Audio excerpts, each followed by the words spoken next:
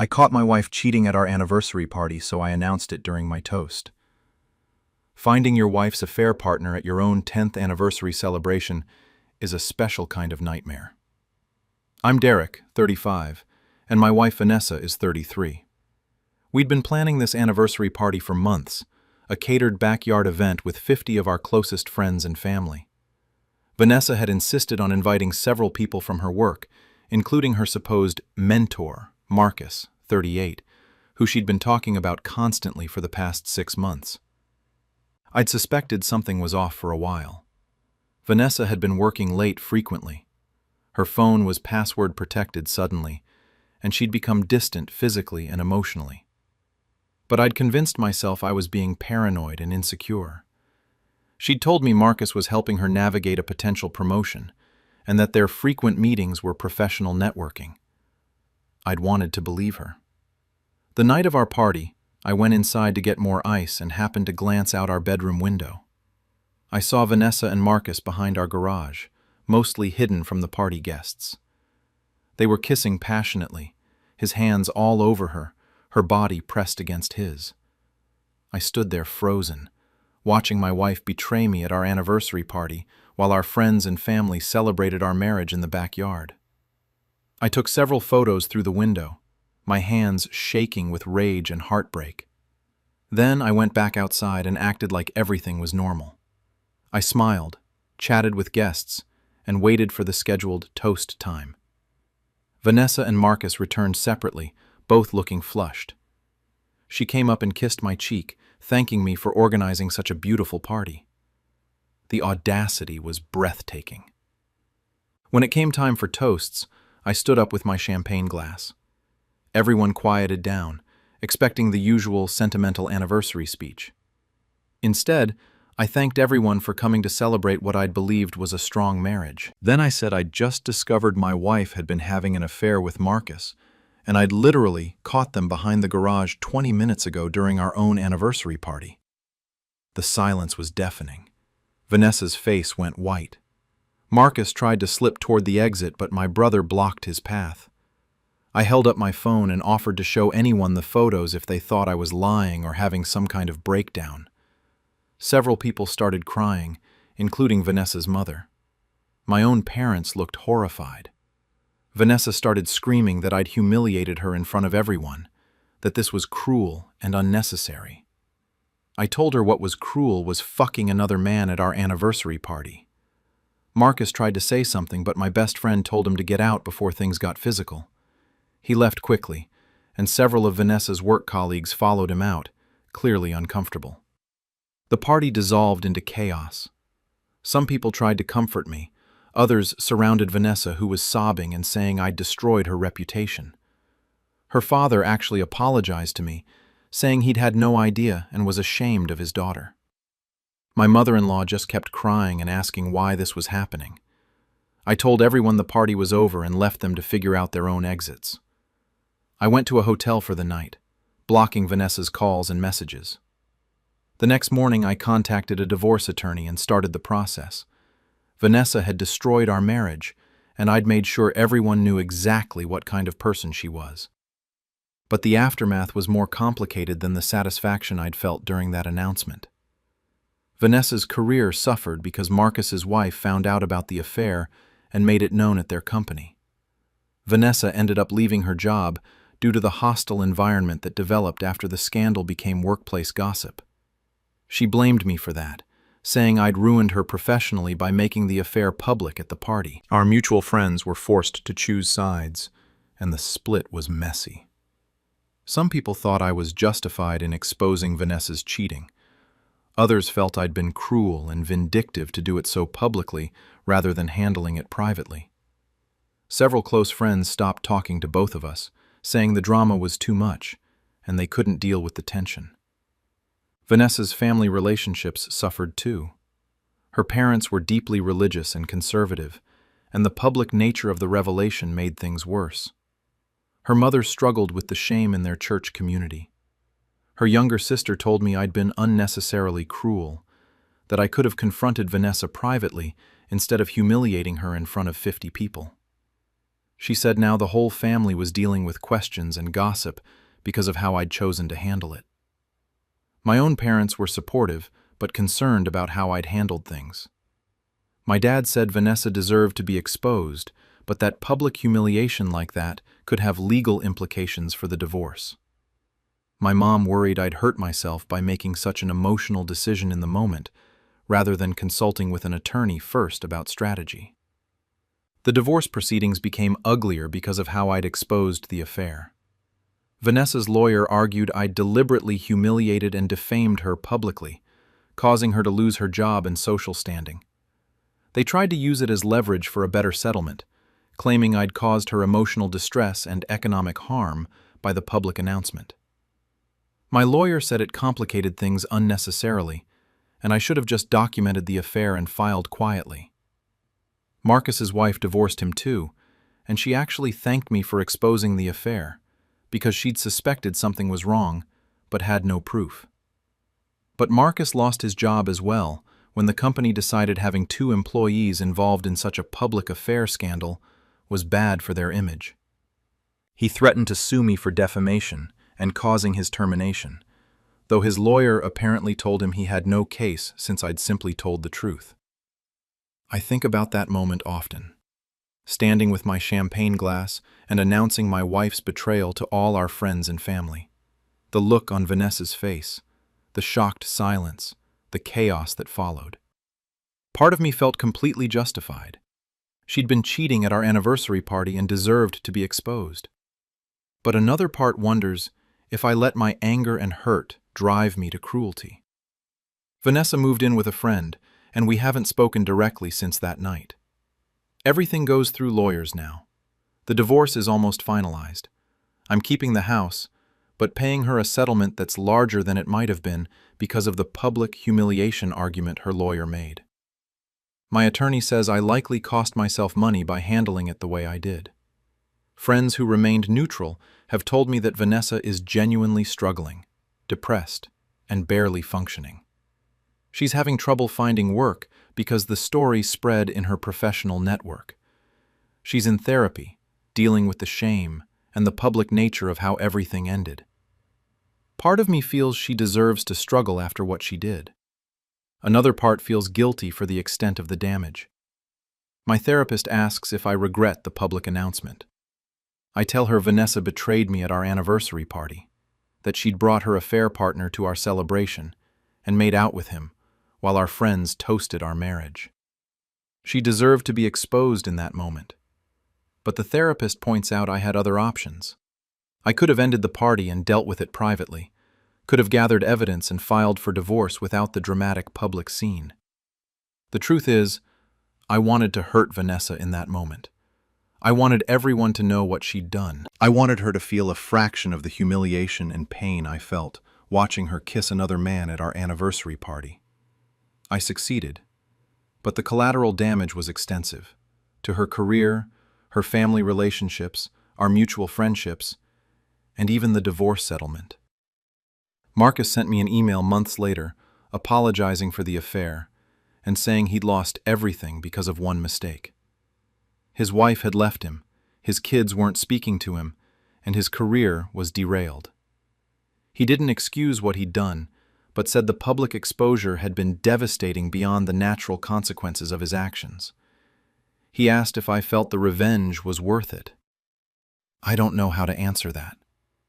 Vanessa and Marcus deserve consequences for their affair. But did they deserve to have their lives publicly destroyed in front of 50 people? Did Vanessa deserve to lose her career and her family's respect because I chose to expose her in the most dramatic and public way possible? Or was that exactly what she deserved for betraying our marriage at our own anniversary celebration? The marriage is ending either way. But the manner of the ending, the public announcement, the humiliation, the ripple effects through careers and families, those were choices I made in a moment of rage.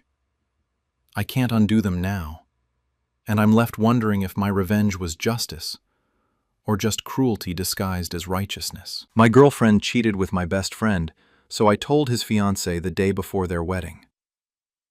Overhearing your girlfriend and best friend having sex in your own apartment is a specific kind of nightmare. I'm Kevin, 29, and I'd been dating Lauren, 27, for 3 years while my best friend since college, Ryan, 30, was engaged to his fiancée Beth. The four of us hung out constantly, did couple trips together, and I'd been asked to be Ryan's best man at his wedding scheduled for that upcoming Saturday. I'd come home early from a work trip, a day earlier than expected, and heard noises from my bedroom as I unlocked the apartment door. I stood frozen in my own hallway, listening to sounds that made it unmistakably clear what was happening. When I pushed open the bedroom door, there they were. My girlfriend and my best friend in my bed. They jumped apart when they saw me. Lauren started crying immediately, and Ryan tried to say it wasn't what it looked like before realizing how stupid that sounded. I told them both to get out of my apartment. Lauren begged to talk. Ryan tried to apologize, but I just kept repeating for them to leave. Once they were gone, I sat in my living room trying to process what had happened. My girlfriend had cheated on me with my best friend, in my own home, days before his wedding to someone else. The layers of betrayal were staggering. Over the next 2 days, both Lauren and Ryan tried to contact me repeatedly. Lauren said it was a one-time mistake fueled by wine and emotional vulnerability. Ryan claimed they'd been drunk and it meant nothing, that he loved Beth and was committed to marrying her. Neither mentioned telling Beth what had happened. They seemed to want my forgiveness and silence so Ryan's wedding could proceed as planned. I thought about Beth constantly. She was a genuinely kind person who'd welcomed me into their relationship, who'd been excited about her wedding, who had no idea her fiancé had cheated on her with his best man's girlfriend. She was making final preparations for a wedding happening in 4 days, and everyone was planning to let her marry someone who'd just betrayed her without ever knowing the truth. I struggled with whether to tell her. Part of me thought it wasn't my place, that Ryan should confess to his own fiancée. But I knew Ryan wasn't going to tell her. He'd made that clear by begging me to keep quiet, for Beth's sake, so her wedding wouldn't be ruined. He was going to let her marry him under completely false pretenses, while I carried the weight of this secret. The day before the wedding, with guests arriving from out of town and final preparations happening, I called Beth and asked to meet her privately. She was stressed but agreed, probably thinking I needed to discuss best man duties. We met at a coffee shop, and I told her everything. I explained I'd come home early and found Ryan and Lauren together, that I was sorry to tell her this way, but I couldn't let her marry him without knowing what he'd done. Beth's face went through shock, denial, anger, and devastation in the span of minutes. She asked if I was sure, if there was any possibility I'd misunderstood. I told her I'd walked in on them having sex in my bed. There was no ambiguity. She started crying, then got very quiet. She thanked me for telling her, said she needed to think, and left the coffee shop.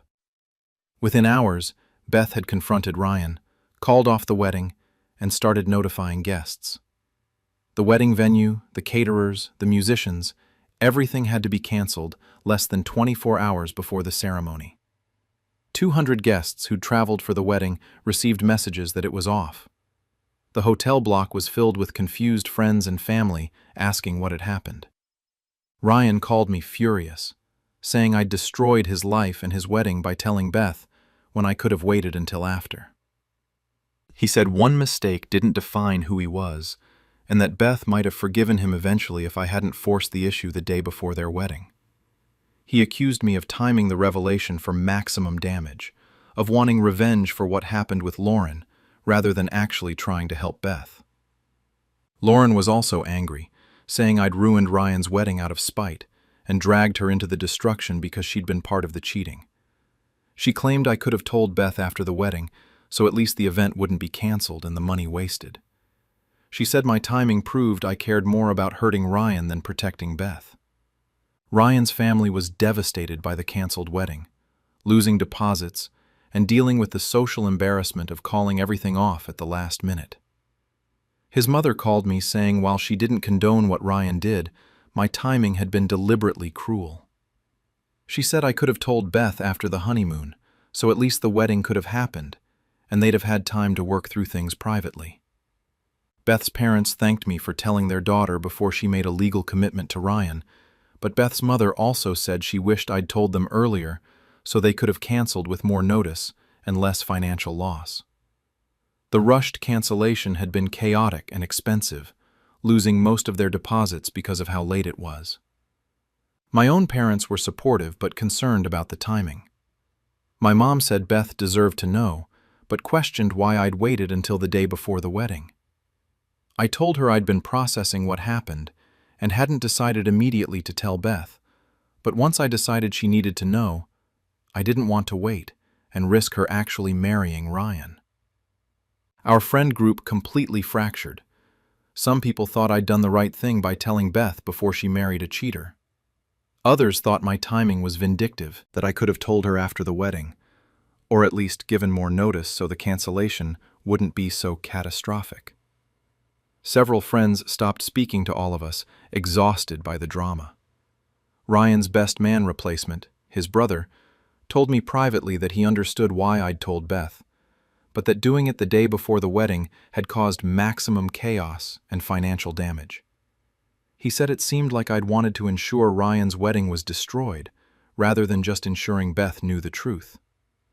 The timing made it look like revenge, rather than just doing the right thing. Beth reached out 2 weeks later to thank me again for telling her, saying she would have wanted to know before marrying Ryan, regardless of the timing. But she also said the last-minute cancellation had been traumatic and expensive, that she'd lost almost $30,000 in non-refundable deposits.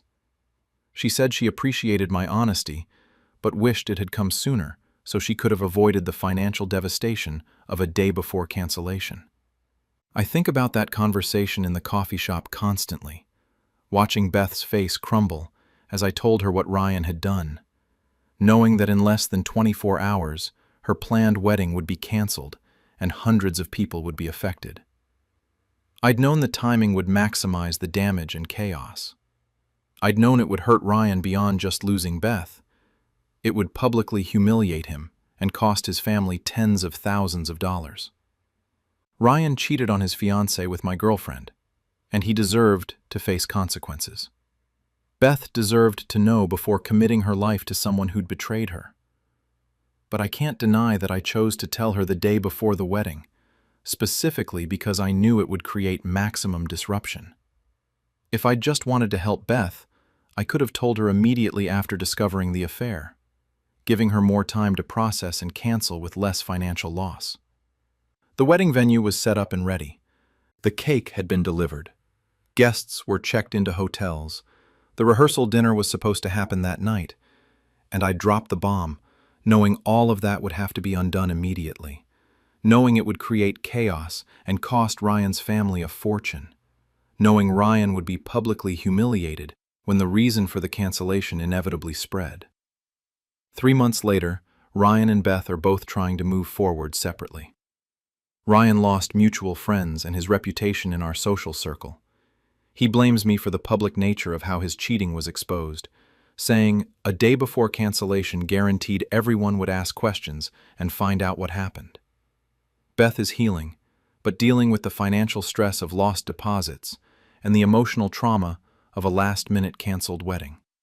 I ended things with Lauren, obviously, and I've cut Ryan out of my life completely. But I'm haunted by the question of whether I told Beth the day before her wedding because it was the right thing to do, or because I wanted Ryan to experience a devastating public consequence for betraying me. The answer is probably both, and those motivations are impossible to separate now. Beth deserved to know the truth, and I'm glad I told her before she married Ryan. But did she deserve to lose $30,000 and experience the chaos of a day before cancellation because I chose that specific timing?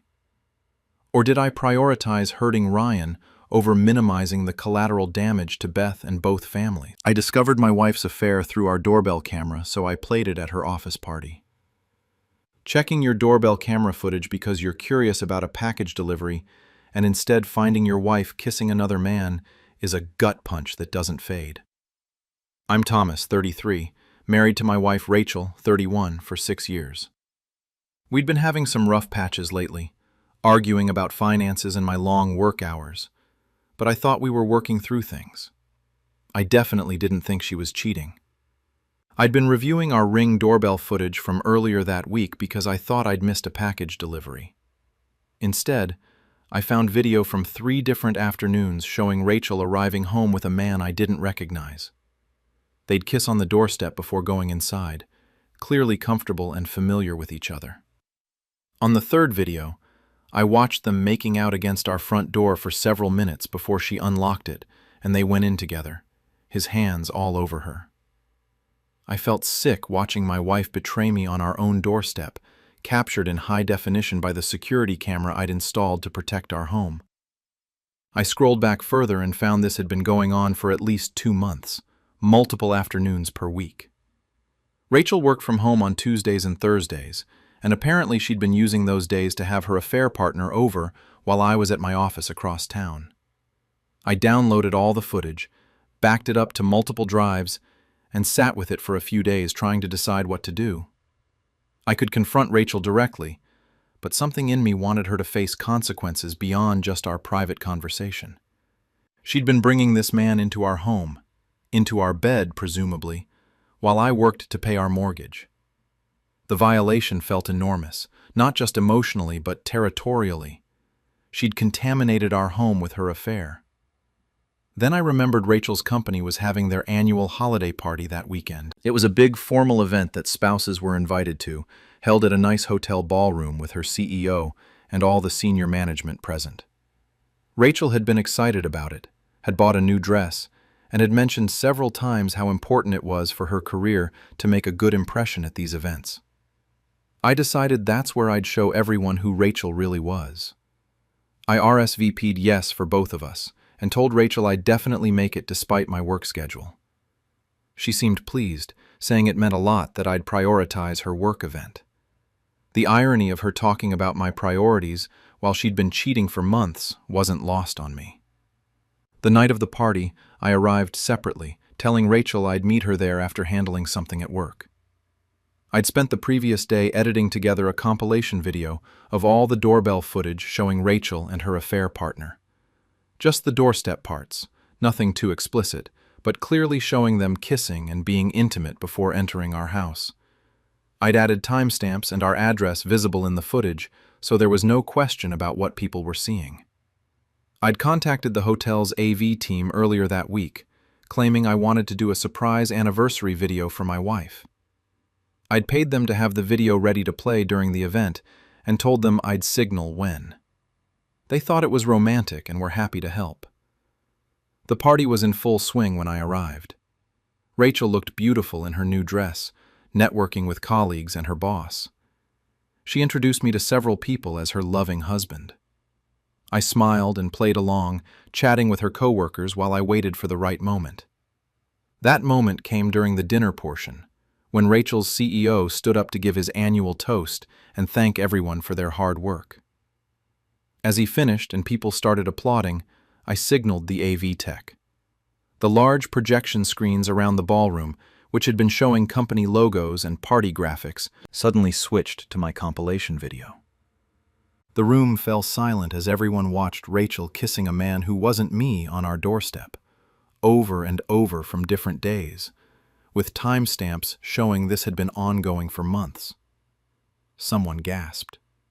I watched Rachel's face go from confused to horrified as she realized what was playing. Her CEO's wife said, "Oh my God," loudly. The video played for about 90 seconds before I'd had the tech cut it. I stood up and said clearly, "That's my wife, Rachel, and her affair partner at our house while I was at work. I discovered it through our security camera. I wanted everyone to see who they've been working with before I file for divorce." Then I walked out while the room erupted in shocked conversation behind me. My phone started ringing before I even reached my car. Rachel was calling frantically, her mother was calling, even some of her co-workers were somehow trying to reach me. I blocked Rachel's number and drove to my brother's house where I'd arranged to stay. The next morning, I contacted a divorce attorney and started the process of ending our marriage.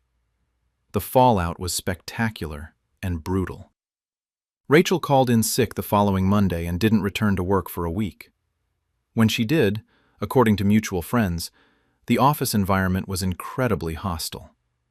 People had seen her affair exposed publicly at a company event with video evidence, and many felt she'd made the company look bad.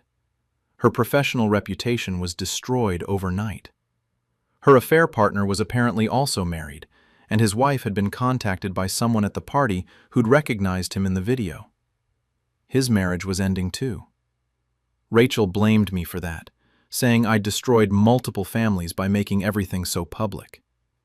She said if I'd just confronted her privately, we could have handled our divorce without ruining her career and someone else's marriage.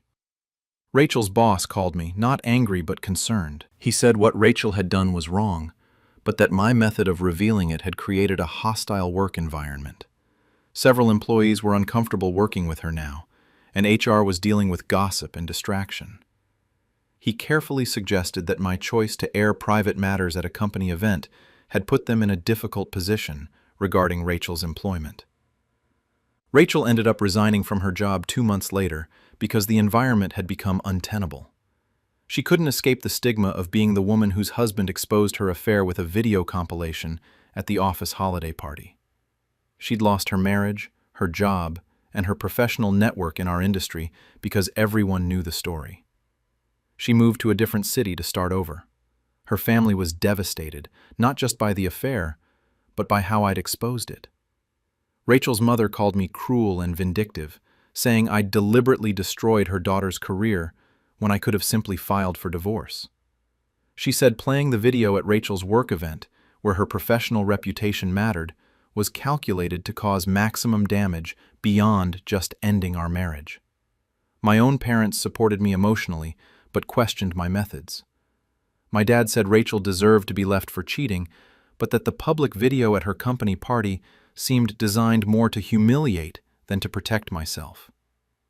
My mom worried I'd let anger make me do something I'd regret, that the dramatic exposure would follow me too, as the husband who'd nuked his wife's career in revenge. Our mutual friends were torn. Some thought Rachel deserved the public accountability after brazenly bringing her affair partner to our home repeatedly. Others felt I'd been excessively cruel, that showing the video at her work event was clearly intended to damage her professionally, not just end our marriage. Several stopped speaking to both of us, unwilling to take sides in such a messy situation. The divorce attorney said the video evidence helped my case, but that showing it publicly at her work event had been unnecessary and potentially gave her ammunition to claim emotional distress. She said it looked vindictive rather than just documentary, which could affect settlement negotiations. I'd let my emotions drive me to public revenge when private evidence would have been legally sufficient. I think about that moment often, watching the video play on those ballroom screens, seeing Rachel's face as she realized what was happening, the shocked silence from her colleagues and boss. She'd betrayed me in our home for months, and I'd made sure everyone in her professional life knew exactly what she'd done. It felt powerful and justified in that moment. Now I'm not so sure. Rachel's affair was wrong, and bringing her partner into our home was a profound violation. But I chose to expose her affair at her company's formal event, knowing it would damage her professionally and socially beyond just ending our marriage. I weaponized her infidelity in a calculated way designed to hurt her career and reputation as much as possible. The affair partner's wife thanked me for exposing what was happening, but she also said the public nature of it had been humiliating for her too. She'd had people approaching her with sympathy and gossip because everyone had seen her husband kissing another woman on video at a work party. She'd needed to know, but the method added public embarrassment to her private pain. 6 months later, I'm divorced and trying to rebuild my life. Rachel is in another city, working a job that pays significantly less than her previous position, still dealing with the professional consequences of her affair being exposed so publicly. The story spread through our industry because it was so dramatic. the wronged husband playing doorbell footage at the company holiday party. Was I justified in showing the doorbell camera footage at Rachel's work party? Or did I let my hurt drive me to deliberately destroy her career when I could have just ended our marriage privately? I found out my fiancé was cheating via shared cloud storage, so I canceled everything remotely. Accidentally clicking on a photo notification from your shared iCloud account and seeing your fiancé with another man changes everything instantly. I'm Daniel, 32, and was supposed to marry my fiancée Sarah, 29, in 8 weeks. We'd been together for 5 years and had spent the last year planning an expensive destination wedding in Mexico. 200 guests, beachfront resort, the whole dream wedding she'd always wanted. The photo that popped up on my laptop was Sarah and some guy I didn't recognize, kissing on what looked like a hotel balcony. My heart stopped. I opened our shared photo stream and found dozens more photos from the past 3 months. Different hotels, romantic dinners, beach trips, all with this same man.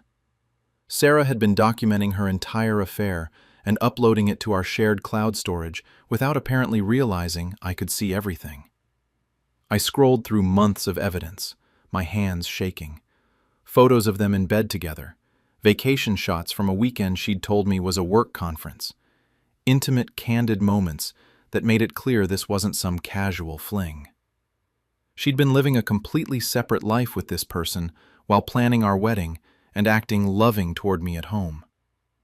The betrayal was comprehensive and well documented. Instead of confronting her immediately, I sat there thinking about everything we had planned. The wedding was 8 weeks away. We'd paid deposits totaling over $40,000, most of it non-refundable at this point. 200 guests had booked flights and hotel rooms. Sarah's bridal shower was this weekend. Our families were excited and involved in planning. And my fiancé had been cheating on me for months, while I worked overtime to help pay for the wedding she'd insisted on. I spent the rest of that day, while Sarah was at work, making phone calls. I contacted the resort in Mexico and explained there'd been a family emergency requiring us to cancel. Because of the timeline and my explanation, they agreed to refund 70% of what we'd paid. I called the photographer, the florist, the caterer, everyone, and canceled everything. Some vendors kept their deposits, but I managed to get back about $30,000 of the $40,000 we'd spent. Then, I drafted an email to all 200 wedding guests explaining that Sarah and I would not be getting married because I'd discovered she'd been having an affair.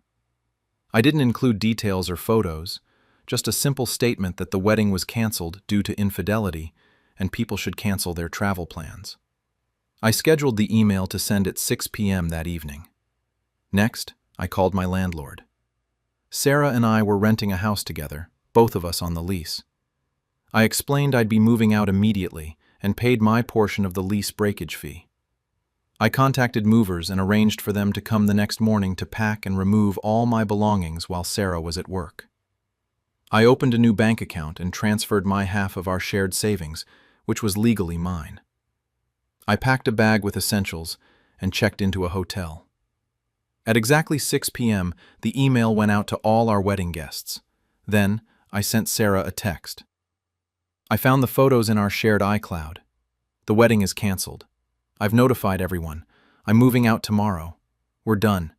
Don't contact me. Everything will go through my lawyer. Then, I blocked her number in social media. Within minutes, I could see the chaos starting. Sarah's friends were posting confused messages. Her mother called my phone before I could block her, and presumably, Sarah herself was having a complete meltdown. But I was already checked into my hotel. My belongings would be moved tomorrow, and every trace of our planned future together had been systematically dismantled in the span of 6 hours. The fallout was immediate and nuclear.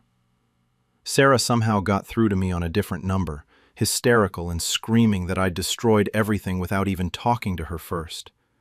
She said I'd humiliated her in front of 200 people, canceled the wedding she'd spent a year planning, and ruined her life publicly when we could have discussed things privately.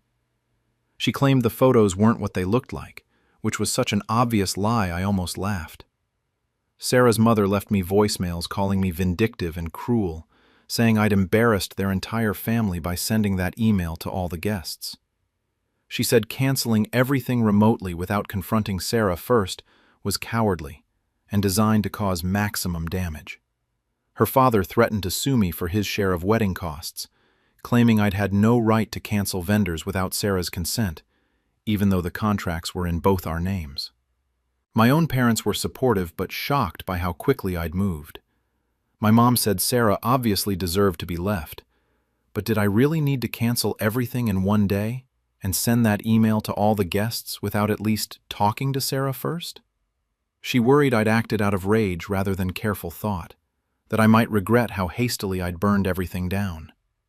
Friends were split dramatically. Some said I was a legend for the swift, decisive action, and that Sarah deserved the public embarrassment after cheating while planning a wedding. Others thought canceling everything remotely in one afternoon without confronting her was extreme and vindictive, designed to hurt her as much as possible, rather than just end the relationship. Several mutual friends stopped speaking to both of us.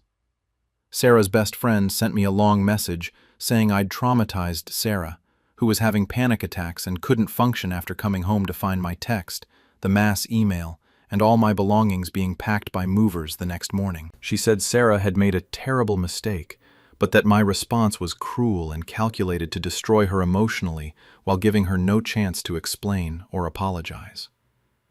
The affair partner apparently broke things off with Sarah immediately once everything blew up publicly. He'd been cheating on his own girlfriend with Sarah, and when my cancellation email went out to 200 people, the story spread rapidly and reached his girlfriend too. Sarah lost both her fiancé and her affair partner in the same week, plus her dream wedding, and became the subject of gossip across both our social circles. Wedding guests had mixed reactions. Some appreciated the clear communication so they could cancel travel plans immediately. Others felt the mass email was unnecessarily dramatic and humiliating for Sarah, that I could have canceled the wedding and notified people without explicitly mentioning the affair. A few of Sarah's relatives sent me angry messages about airing private matters publicly. My divorce attorney, who handled the separation of assets since we weren't married, said I'd done everything correctly legally by taking only my share of savings and canceling contracts I was party to. But she noted that the speed and comprehensiveness of my actions, especially the mass email, could work against me in any potential legal disputes because it showed premeditation and intent to damage Sarah's reputation rather than just protect myself. Sarah's brother reached out saying he didn't condone her cheating, but that dismantling her entire life in 6 hours without a single conversation was extreme. He said I'd clearly been planning each step for maximum impact, canceling vendors, scheduling the email blast, arranging movers, all timed perfectly to create chaos. He asked if I'd gotten satisfaction from knowing Sarah would come home to discover everything destroyed at once. Honestly, yes, I did feel satisfaction, knowing that while I'd been systematically canceling our wedding and moving out, Sarah had been going about her day with no idea her world was about to implode. It felt like justice. She'd been deceiving me for months while I planned our future, and I'd spent one day destroying that future as decisively as she'd betrayed it. The symmetry felt appropriate. But 3 months later, I wonder about the collateral damage. Sarah had a breakdown and was hospitalized briefly for mental health crisis. She'd lost her relationship, her wedding, her affair partner, and been publicly humiliated in front of everyone she knew, all in a few hours. Her career suffered because the story became gossip at her workplace. She had to move back in with her parents temporarily because she couldn't afford the apartment alone. I think about receiving that photo notification and making the decision not to confront her, but to methodically dismantle everything instead. I'd chosen to cancel the wedding, notify all the guests, and move out without giving Sarah any warning or chance to respond. That was calculated and intentional, designed to make sure she felt the full impact all at once, with no opportunity to prepare or defend herself. Sarah had cheated and documented her affair in our shared cloud storage. She'd been planning to marry me while sleeping with someone else. She deserved consequences. But did she deserve to have her entire life dismantled in 6 hours without warning? Did the affair justify the comprehensive destruction I'd orchestrated? Or did I let my hurt and anger drive me to be unnecessarily cruel in how I ended things? The destination wedding that never happened would have been in 2 weeks. Instead, Sarah is in therapy and rebuilding her life.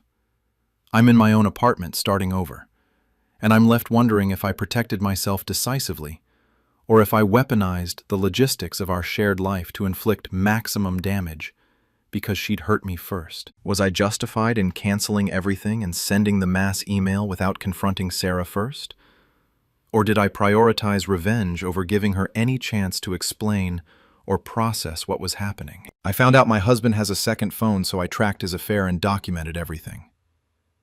Stumbling across a second phone charging in your husband's car is one of those moments that instantly changes everything.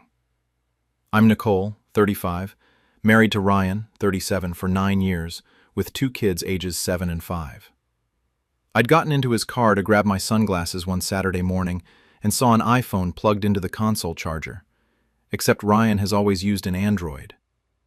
My stomach dropped as I picked it up, unlocked it with a simple swipe since it had no passcode, and saw texts from someone named Jay saying, "Last night was amazing, can't wait to see you Thursday."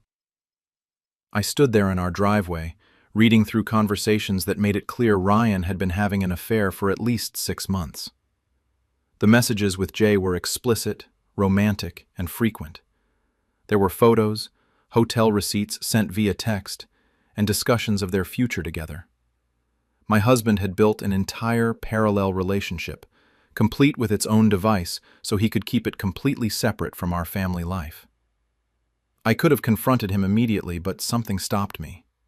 Maybe shock. Maybe the realization that this wasn't a one-time mistake, but an elaborate, ongoing deception. I took photos of everything on that phone, every message, photo, and receipt.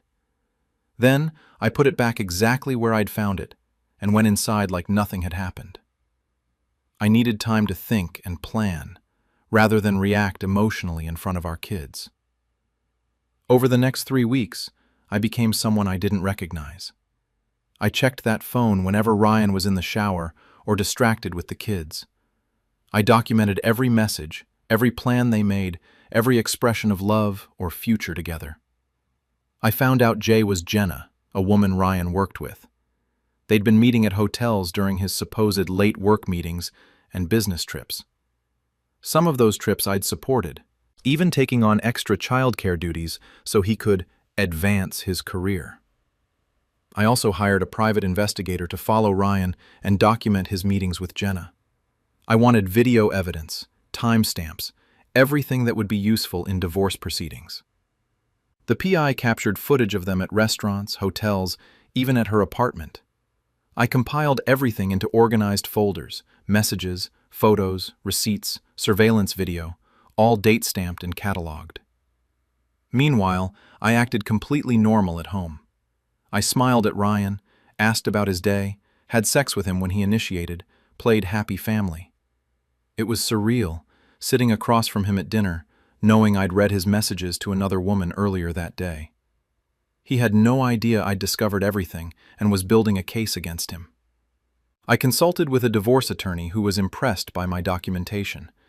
She said the evidence of adultery would be helpful in our state for both divorce proceedings and custody discussions. She advised me to secure finances, make copies of all important documents, and prepare to file once I was ready. I opened a separate bank account, started redirecting some of my paycheck there, and gathered financial records showing our assets. After 4 weeks of documentation and preparation, I had everything I needed. I'd captured Ryan's affair in exhaustive detail, secured my financial position, and had a divorce attorney ready to file. That's when I made my move, but not by confronting Ryan.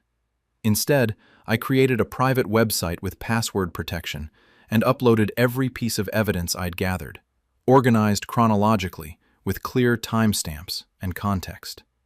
Then, I sent the website link and password to Ryan's parents, my parents, our close friends, and several of Ryan's coworkers, including his boss.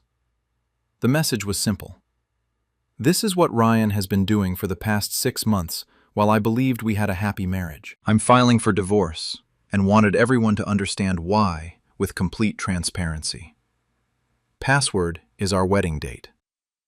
I sent this out on a Thursday afternoon while Ryan was at work, then picked up our kids from school and drove to my parents' house where I'd arranged to stay. By the time Ryan got home to an empty house, dozens of people had accessed the website and seen everything. His phone started blowing up with calls and messages. His parents called me crying. His boss called him about inappropriate workplace relationships. Friends were messaging both of us, trying to understand what was happening. Ryan called me panicking, begging me to take down the website, saying I'd destroyed his life and his career by making everything public. He said we could work through the affair privately in counseling, but that I'd nuked any possibility of that by exposing everything to everyone we knew. He accused me of being vindictive and cruel, of caring more about revenge than our marriage or our children. I told him our marriage ended when he started fucking Jenna, and I'd simply documented the truth. He'd made the choices that destroyed our family. I'd just made sure everyone knew what those choices were. He said sharing his private messages and hiring investigators was a violation that proved I was as bad as him. I disagreed and hung up, then blocked his number and told him all communication would go through my attorney. The fallout was immediate and extensive. Ryan's company had strict policies about workplace relationships, and since he was in a senior position while Jenna was junior to him, there were power dynamic concerns. He was placed on administrative leave pending an investigation. Jenna was also suspended. Their affair had become company knowledge because I'd sent the website to several colleagues, and HR had to get involved. Ryan's parents were devastated, not just by the affair, but by the public nature of how they learned about it. His mother said she'd had to look at explicit messages and photos of her son with another woman, that she wished I'd just told them privately, rather than making them access a website full of evidence. She said I'd traumatized them with the level of detail I'd provided. Our mutual friends were forced to take sides, and the evidence made it hard for many to stay neutral. Several of Ryan's longtime friends stopped speaking to him after seeing the documentation. But others thought I'd gone too far by making everything so public, that private affairs should be handled privately even when they're devastating. A few friends distanced themselves from both of us, saying the drama was too much. My own parents supported my decision to divorce, but were uncomfortable with how I'd exposed everything. My dad said Ryan deserved consequences, but that creating a website with all the evidence and sending it to his workplace seemed excessive. He worried I'd made things worse for myself in the divorce by appearing vindictive rather than just documenting what I needed for legal purposes.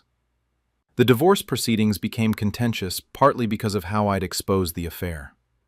Ryan's attorney argued that my malicious publication of private communications showed I was unstable and vindictive, which should be considered in custody arrangements. They tried to paint me as someone who'd prioritized public revenge over the children's well-being by exposing their father so dramatically. My attorney countered that I'd simply documented adultery and shared truthful information, that Ryan's embarrassment about his own actions wasn't legal grounds for anything. But she privately told me the website had complicated things and given his side ammunition to claim I was focused on punishment rather than the kids' best interests. She wished I'd just given her the evidence without the public disclosure. Jenna's husband, who I'd also sent the website link to, filed for divorce from her. He thanked me for the evidence, but also said the explicit detail had been traumatic to view. He'd needed to know about the affair, but the level of documentation I'd provided went beyond what was necessary for that purpose. I felt guilty about that. He hadn't asked to see months of messages and photos, but I'd included him in my mass disclosure.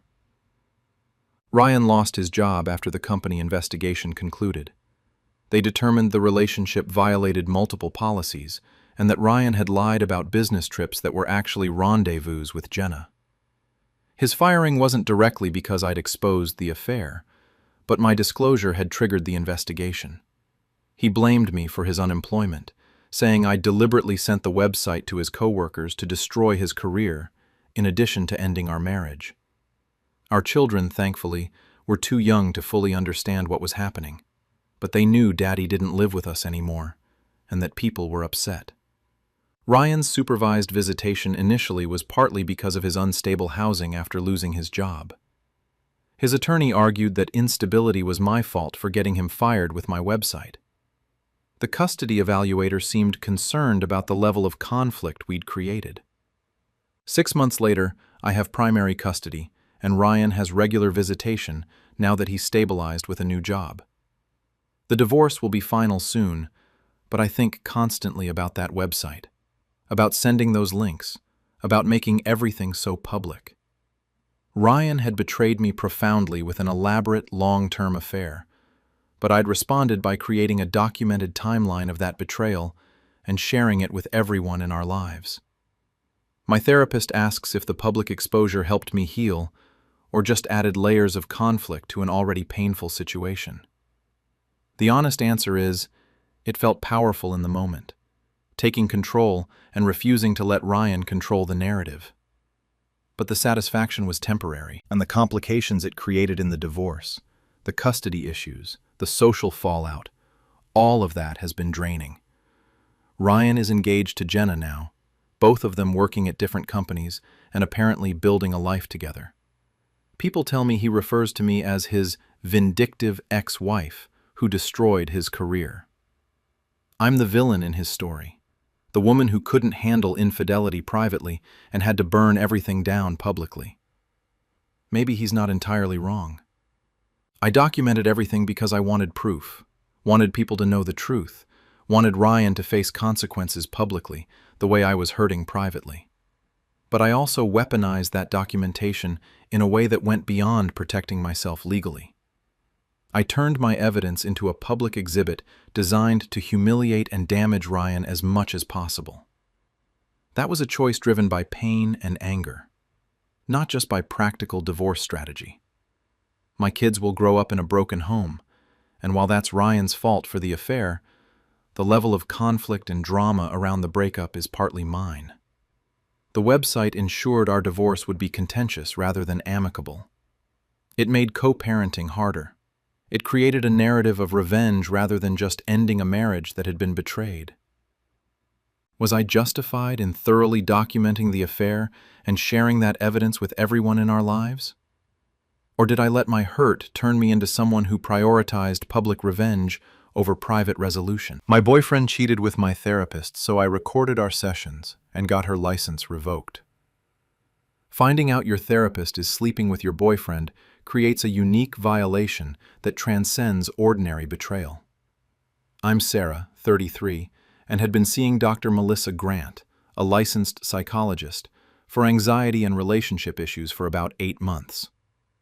I'd been dating my boyfriend Tyler, 35, for 3 years, and I'd actually told Dr. Grant extensive details about our relationship, our intimate life, and my insecurities about Tyler's past infidelity with an ex. I discovered the affair accidentally when Tyler's location sharing, which he'd forgotten was still active on my phone, showed him at Dr. Grant's home address on an evening I knew he'd said he was at his friend's house. I drove there and saw his car parked outside her townhouse for hours. When he finally came home after midnight, I confronted him about where he'd actually been. He initially lied, then eventually admitted he'd been seeing Dr. Grant romantically for the past 3 months. I felt physically ill. My therapist, the person I'd trusted with my deepest vulnerabilities and relationship anxieties, had been sleeping with my boyfriend while I paid her $200 per session to help me work through issues in that same relationship. The ethical violation was staggering. Tyler claimed they'd connected when he'd picked me up from a session once, and they'd started talking. He said it just happened, and that they'd both felt terrible but couldn't help their feelings. I asked if Dr. Grant knew I was his girlfriend when they started their affair. Tyler admitted she did, that they'd both known it was wrong but had pursued it anyway. My therapist had listened to me discuss my relationship problems with Tyler, had heard me describe my insecurities, and had used that information while simultaneously sleeping with him. The power dynamic and ethical breach were incomprehensible. I broke up with Tyler immediately. But I couldn't stop thinking about Dr. Grant and how many ethical and legal lines she'd crossed. Therapists are strictly forbidden from having relationships with their patients' family members or significant others. It's a fundamental violation of professional boundaries because of the power imbalance and potential for exploitation of confidential information. What she'd done wasn't just unethical, it was potentially criminal, depending on state laws. Then I remembered something crucial. I'd been recording my therapy sessions on my phone for the past 2 months. I'd started recording them so I could review Dr. Grant's advice and process our conversations more thoroughly. Dr. Grant knew I was recording. I'd asked her permission and she'd agreed, saying some clients found it helpful. Those recordings contained me discussing intimate details about Tyler, my relationship struggles, and my vulnerabilities, all while Dr. Grant was secretly sleeping with him. I contacted a lawyer specializing in professional ethics violations and showed him the recordings and evidence of the affair. He was immediately concerned, saying this was one of the clearest cases of therapist misconduct he'd seen. Having recordings where Dr. Grant provided therapy advice about a relationship with someone she was simultaneously having an affair with was devastating evidence. It showed she'd maintained the professional relationship while engaging in the prohibited personal one. I filed a formal complaint with the State Psychology Licensing Board. I provided the recordings of our therapy sessions, proof of payment for those sessions, evidence of Tyler and Dr. Grant's affair, including text messages Tyler had on his phone, and a detailed timeline showing she'd been treating me while sleeping with my boyfriend.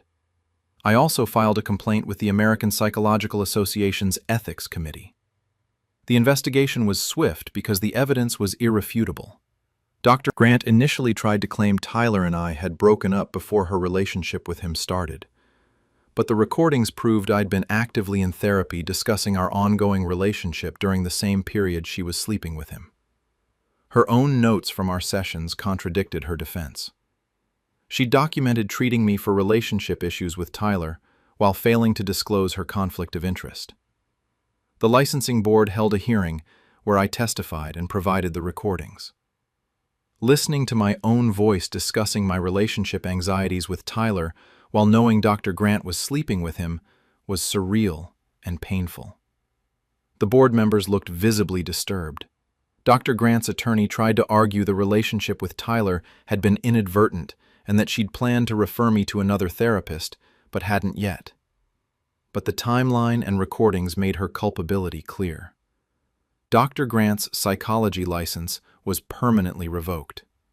The board found she'd violated multiple ethical standards: engaging in a relationship with a patient's significant other, exploiting confidential information, maintaining a dual relationship that created conflicts of interest, and failing to act in her patient's best interest. At 41, her career as a psychologist was over. She couldn't practice therapy anywhere in the country. But the consequences extended beyond her license. Dr. Grant's therapy practice, which had been her sole income, collapsed immediately. She had to close her office and terminate relationships with all her patients, many of whom felt betrayed when they learned why. Several former patients came forward with concerns about boundaries after the complaint became somewhat public in professional circles, though none reported conduct as egregious as mine. Dr. Grant's professional reputation was destroyed. The license revocation is public record and appears in background checks. She can't work in mental health, social services, or any field requiring professional trust.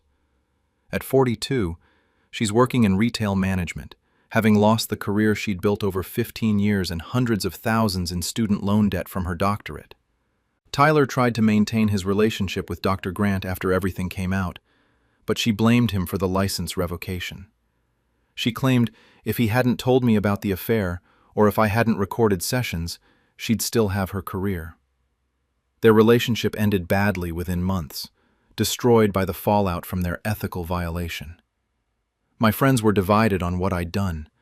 Some thought Dr. Grant deserved to lose her license for such a profound betrayal of professional ethics and patient trust.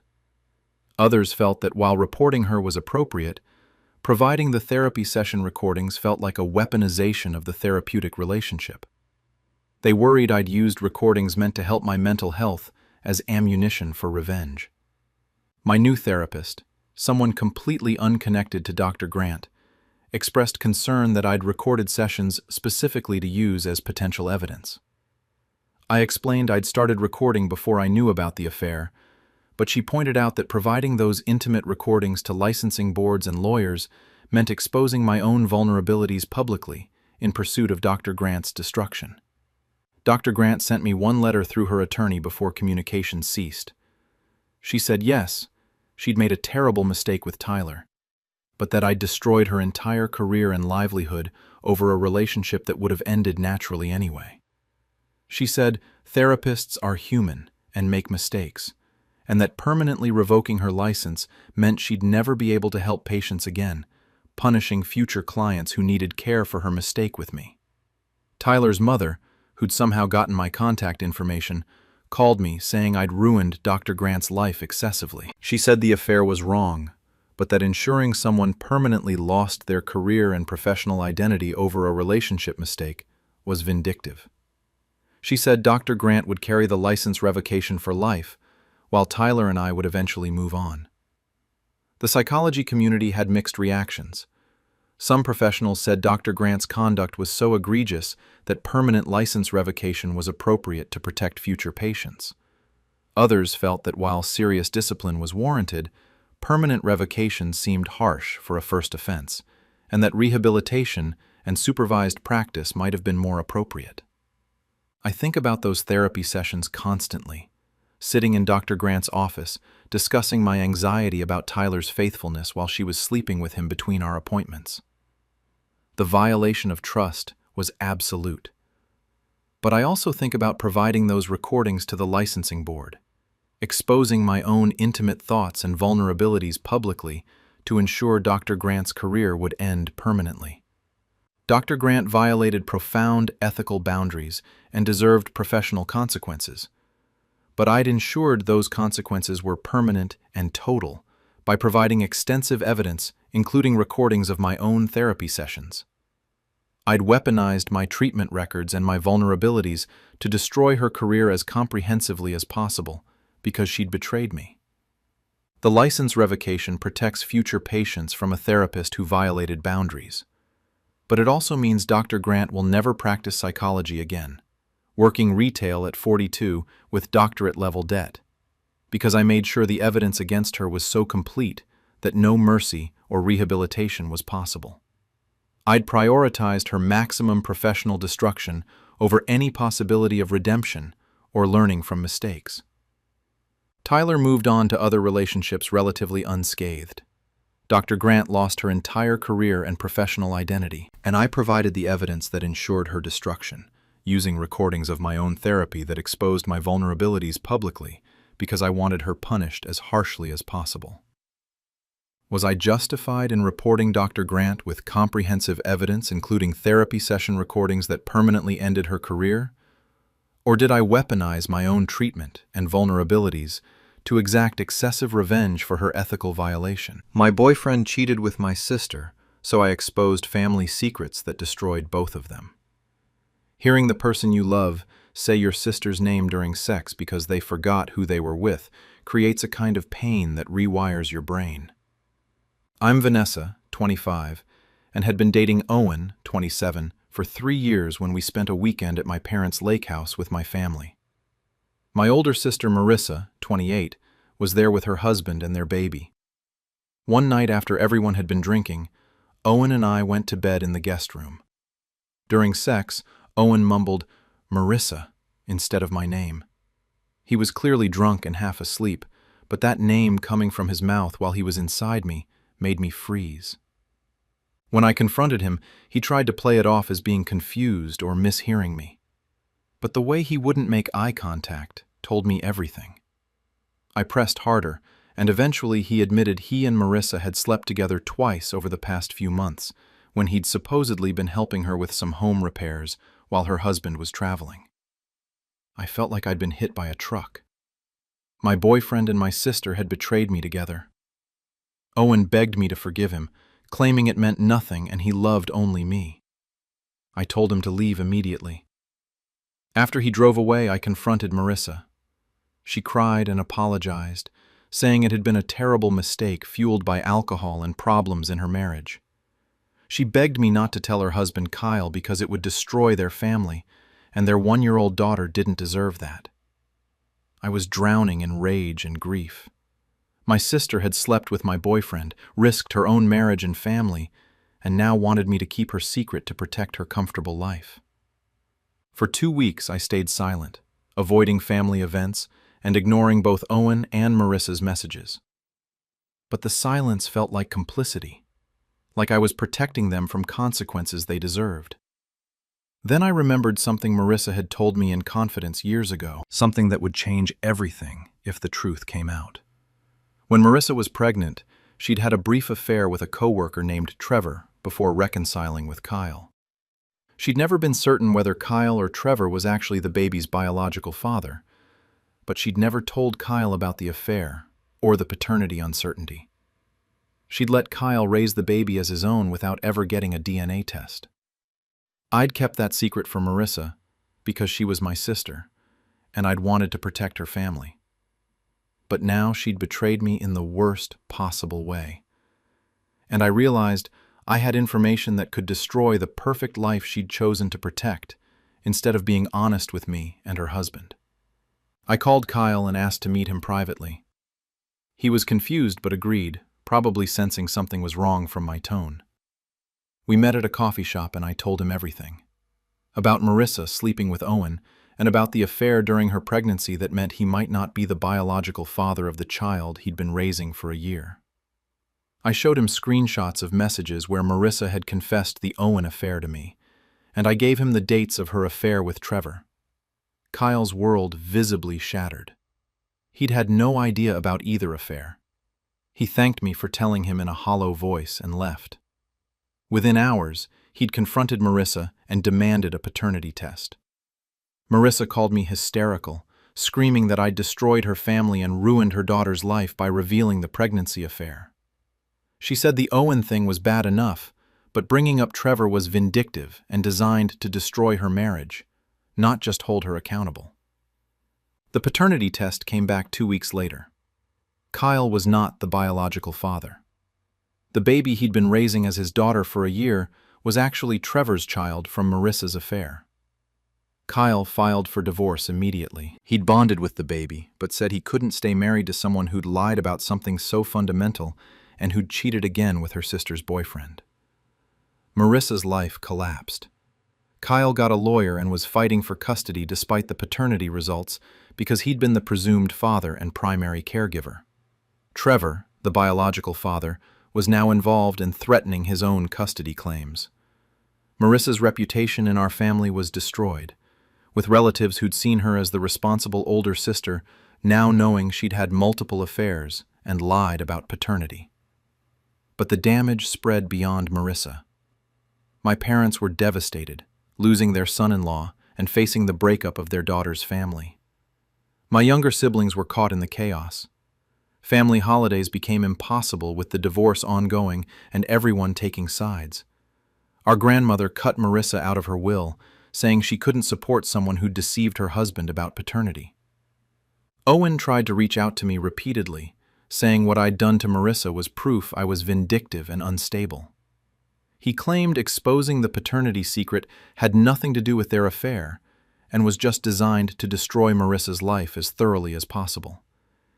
He said I'd ruined a child's family structure over revenge when the baby was innocent in all this.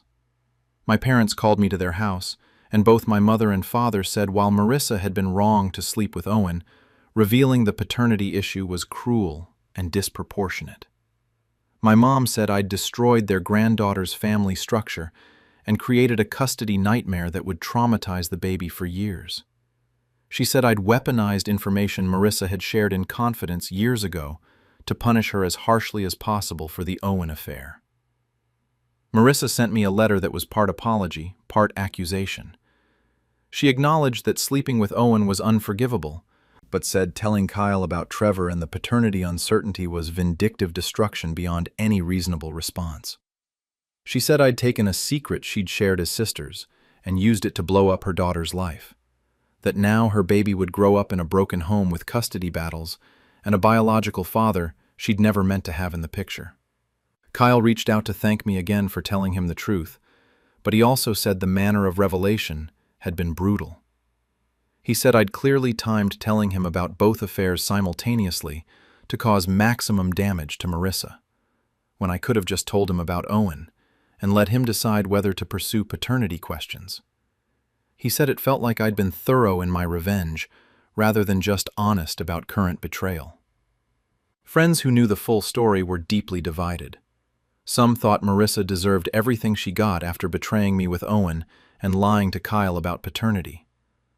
Others felt that while the Owen affair was relevant to tell Kyle, bringing up the years-old Trevor affair and paternity issue was excessive and designed to destroy Marissa's family rather than just her marriage. The custody battle over Marissa's daughter has been ongoing for 8 months. Kyle wants partial custody, despite not being biological father, because he bonded with her as a baby. Trevor wants custody as biological father. Marissa is fighting both of them. The baby is now approaching 2 years old and being evaluated by child psychologists about custody arrangements. This chaos exists partly because I chose to reveal the paternity uncertainty along with the current affair. My therapist has asked repeatedly whether I would have told Kyle about the Trevor affair if Marissa hadn't slept with Owen. The answer is no.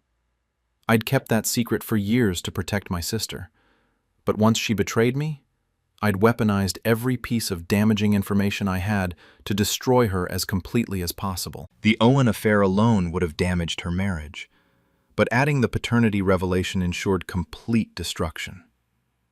I'm now 26, not speaking to Marissa or my parents who feel I went too far.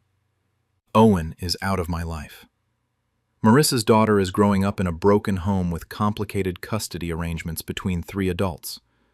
And I think constantly about whether I exposed necessary truths or whether I deliberately chose information that would inflict maximum damage to my sister's life. Marissa had betrayed me with Owen and deserved to face consequences. Kyle deserved to know about the affair, but did he need to know about a years-old affair and paternity uncertainty I'd kept secret for years? Or did I choose to reveal that specifically because I knew it would destroy Marissa's family entirely, rather than just damage her marriage? Did I protect an innocent child's family structure, or did I deliberately shatter it because her mother hurt me? The baby will grow up knowing her mother lied about paternity and that custody battles defined her early years. Marissa will forever live with consequences that extended far beyond the Owen affair because I chose comprehensive revelation over limited honesty. And I can't separate whether I was protecting Kyle's right to truth or engineering my sister's maximum destruction because she'd betrayed me with my boyfriend. Was I justified in telling Kyle about both the current affair with Owen and the past affair with paternity implications? Or did I weaponize old secrets specifically to destroy my sister's family beyond what her current betrayal warranted? My boyfriend gave me an STD from cheating, so I exposed him to his entire family at Christmas. Getting diagnosed with chlamydia when you've been in a monogamous relationship for 4 years stops time. I'm Sophia, 26, and my boyfriend Marcus, 28, was the only person I'd been with sexually since we started dating. When I went for my annual checkup and got the call that I'd tested positive for an STD, I knew immediately what it meant. The doctor explained it was curable with antibiotics, but that my partner needed to be treated too, and that I definitely contracted it from sexual contact. I confronted Marcus that evening, and his face told me everything before he even spoke. He admitted he'd cheated 3 months earlier with a woman he'd met at a work conference. He swore it was one night, that he'd been drunk and regretted it immediately, and that he'd been terrified to tell me. He actually seemed more upset about being caught than about having exposed me to an infection. He kept saying it was just one mistake and asking if we could move past it. I was devastated, not just by the cheating, but by the fact that he'd exposed me to a disease and hadn't even warned me or suggested we get tested.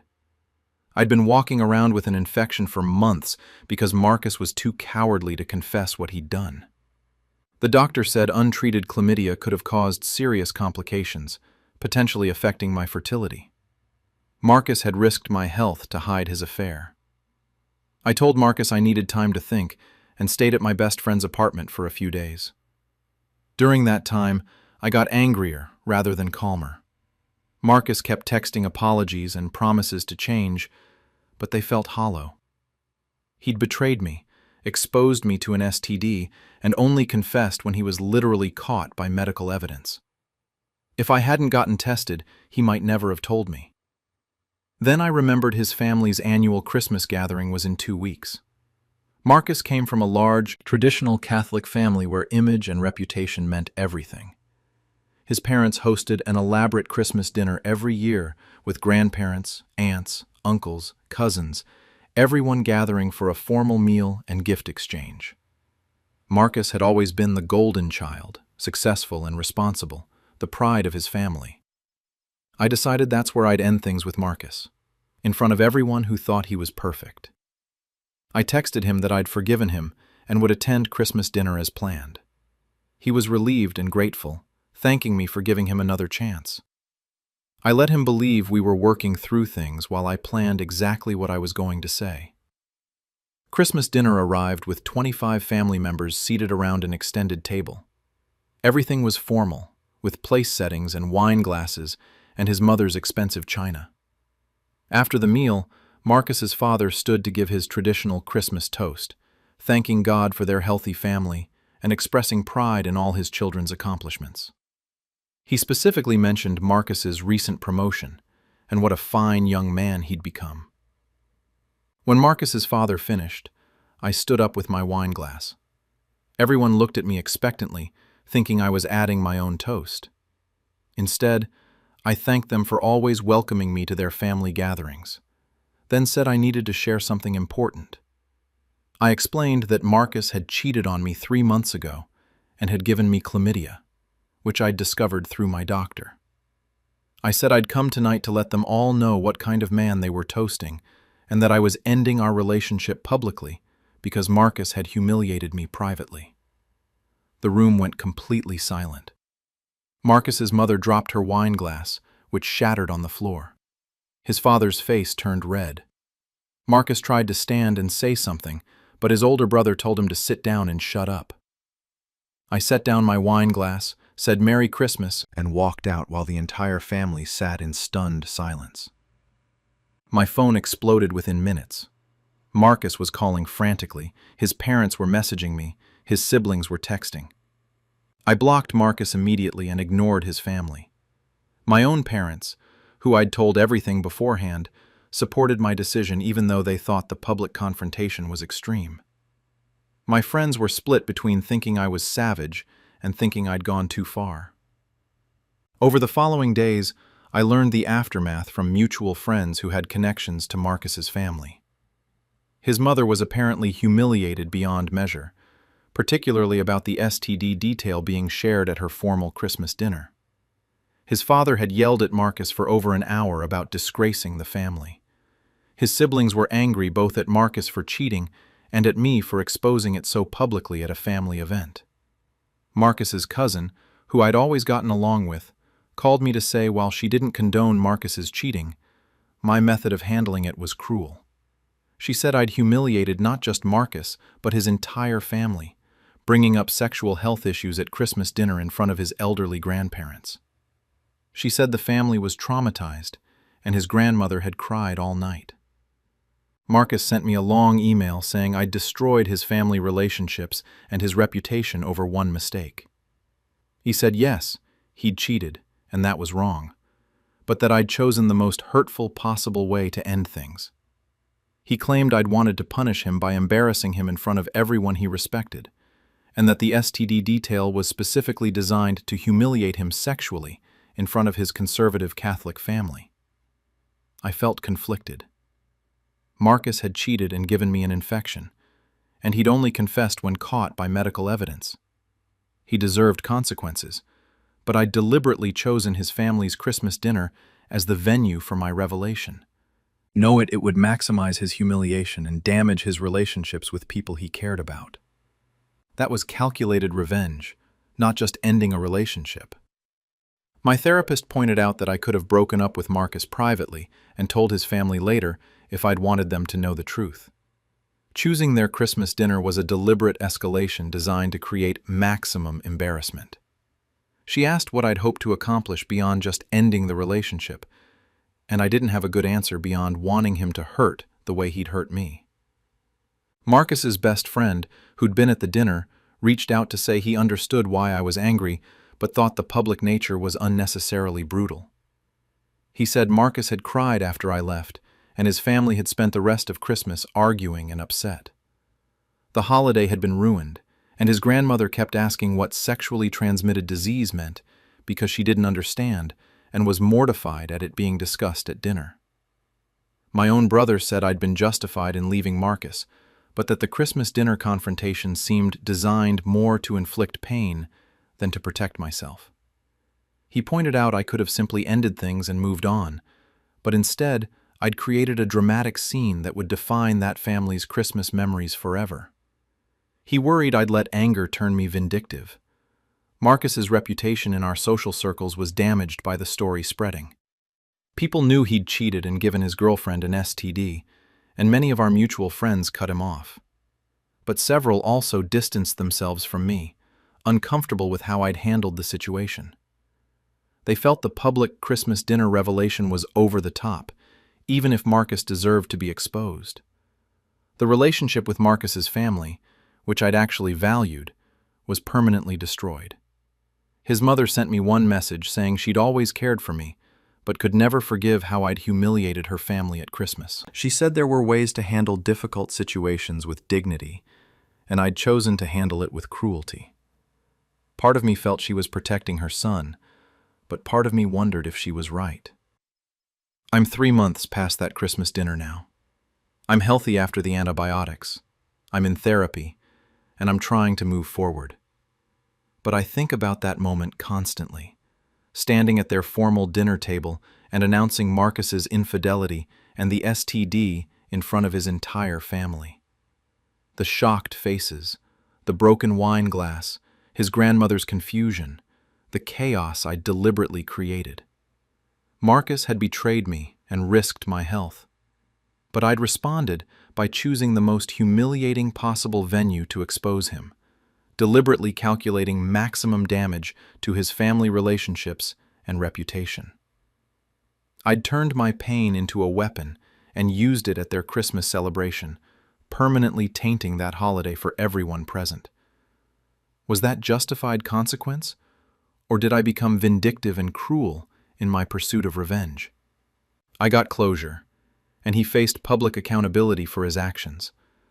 But I also hurt people who hadn't betrayed me, his family members who'd always been kind to me, by choosing their holiday gathering as my venue for revenge.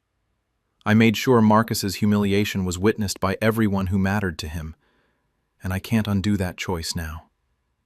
The question I can't answer is whether he deserved that level of public consequence, or whether I let my hurt drive me to cruelty disguised as justice. My fiancé cheated at his bachelor party, so I hired a PI and exposed his entire double life. Getting a drunk text meant for someone else from your fiancé at his bachelor party in Vegas is a terrible way to discover betrayal. I'm Bethany, 27, and was 2 weeks away from marrying Derek, 29, when his phone apparently pocket-dialed me at 2 a.m. while he was in Vegas with his groomsmen. I could hear him talking to a woman, calling her baby, making sexual comments, before the call dropped. Then a text came through clearly meant for her. "Can't wait to get back to the hotel. Tonight's been amazing, babe." I called him immediately, but it went to voicemail. I called his best man, who awkwardly said Derek was busy and they'd call me tomorrow. I stayed up all night, sick to my stomach. And when Derek finally called the next afternoon, he claimed I'd misheard a joke with the guys, and there was no woman.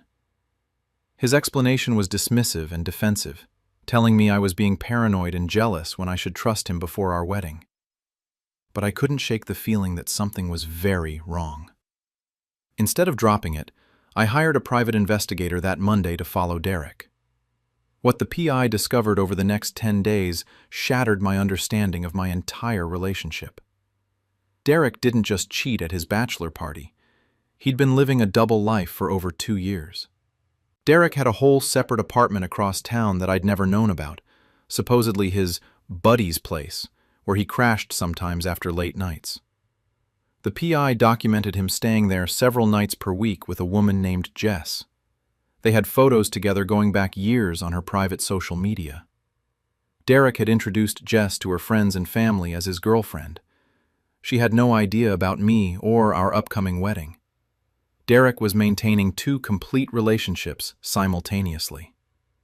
The PI also found financial records showing Derek had opened credit cards I didn't know about, racked up massive debt, and had even taken out a loan using our shared address as collateral without telling me. He'd been funding his double life and was over $70,000 in debt that would become partly my responsibility once we married. The bachelor party incident wasn't a one-time mistake. It was a glimpse into an elaborate deception. I had 2 weeks until the wedding and a decision to make. I could confront Derek privately, cancel the wedding, and deal with this quietly. Or I could expose everything at the moment of maximum impact. I chose the latter. I didn't confront Derek at all. I continued wedding preparations as normal, confirming RSVPs, finalizing details, acting like an excited bride. Meanwhile, I compiled everything the PI had found into a comprehensive presentation. Photos of Derek with Jess, screenshots from her social media showing their relationship timeline, copies of the secret credit cards and loan documents, bank records showing payments for the second apartment. Everything. I also contacted Jess through social media.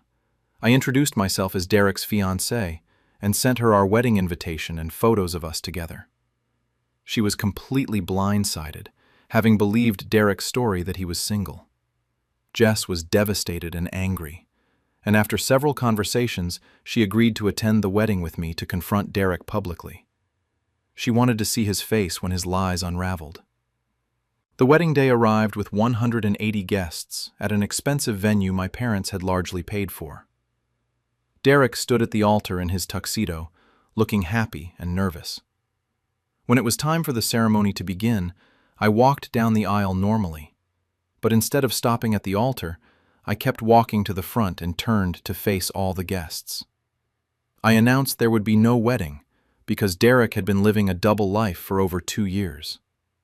I had the venue staff project the presentation onto the large screens intended for our wedding video. Everyone watched as photos of Derek and Jess appeared, credit card statements showing his secret debt, evidence of the second apartment, a complete timeline of his deception. Then I invited Jess to stand next to me, and we both faced Derek together. Derek's face went from confusion to horror to pure panic. He tried to leave, but his groomsmen were blocking his path, looking shocked and angry. His mother started crying. My father stood up looking like he wanted to kill Derek. The entire room descended into chaos as 180 people processed what they were seeing. Derek tried to claim it was a misunderstanding, but with both Jess and me standing there with documented evidence on the screens, there was no talking his way out. I told everyone that refreshments would still be served since they were paid for, but there would be no wedding. I thanked them for coming, and for now knowing the truth about who Derek really was. Then, Jess and I walked out together, while Derek stood at the altar, drowning in the consequences of his choices. The aftermath was catastrophic for Derek. His parents were humiliated and furious, having put money toward the wedding. His friends abandoned him after learning he'd been lying to everyone for years.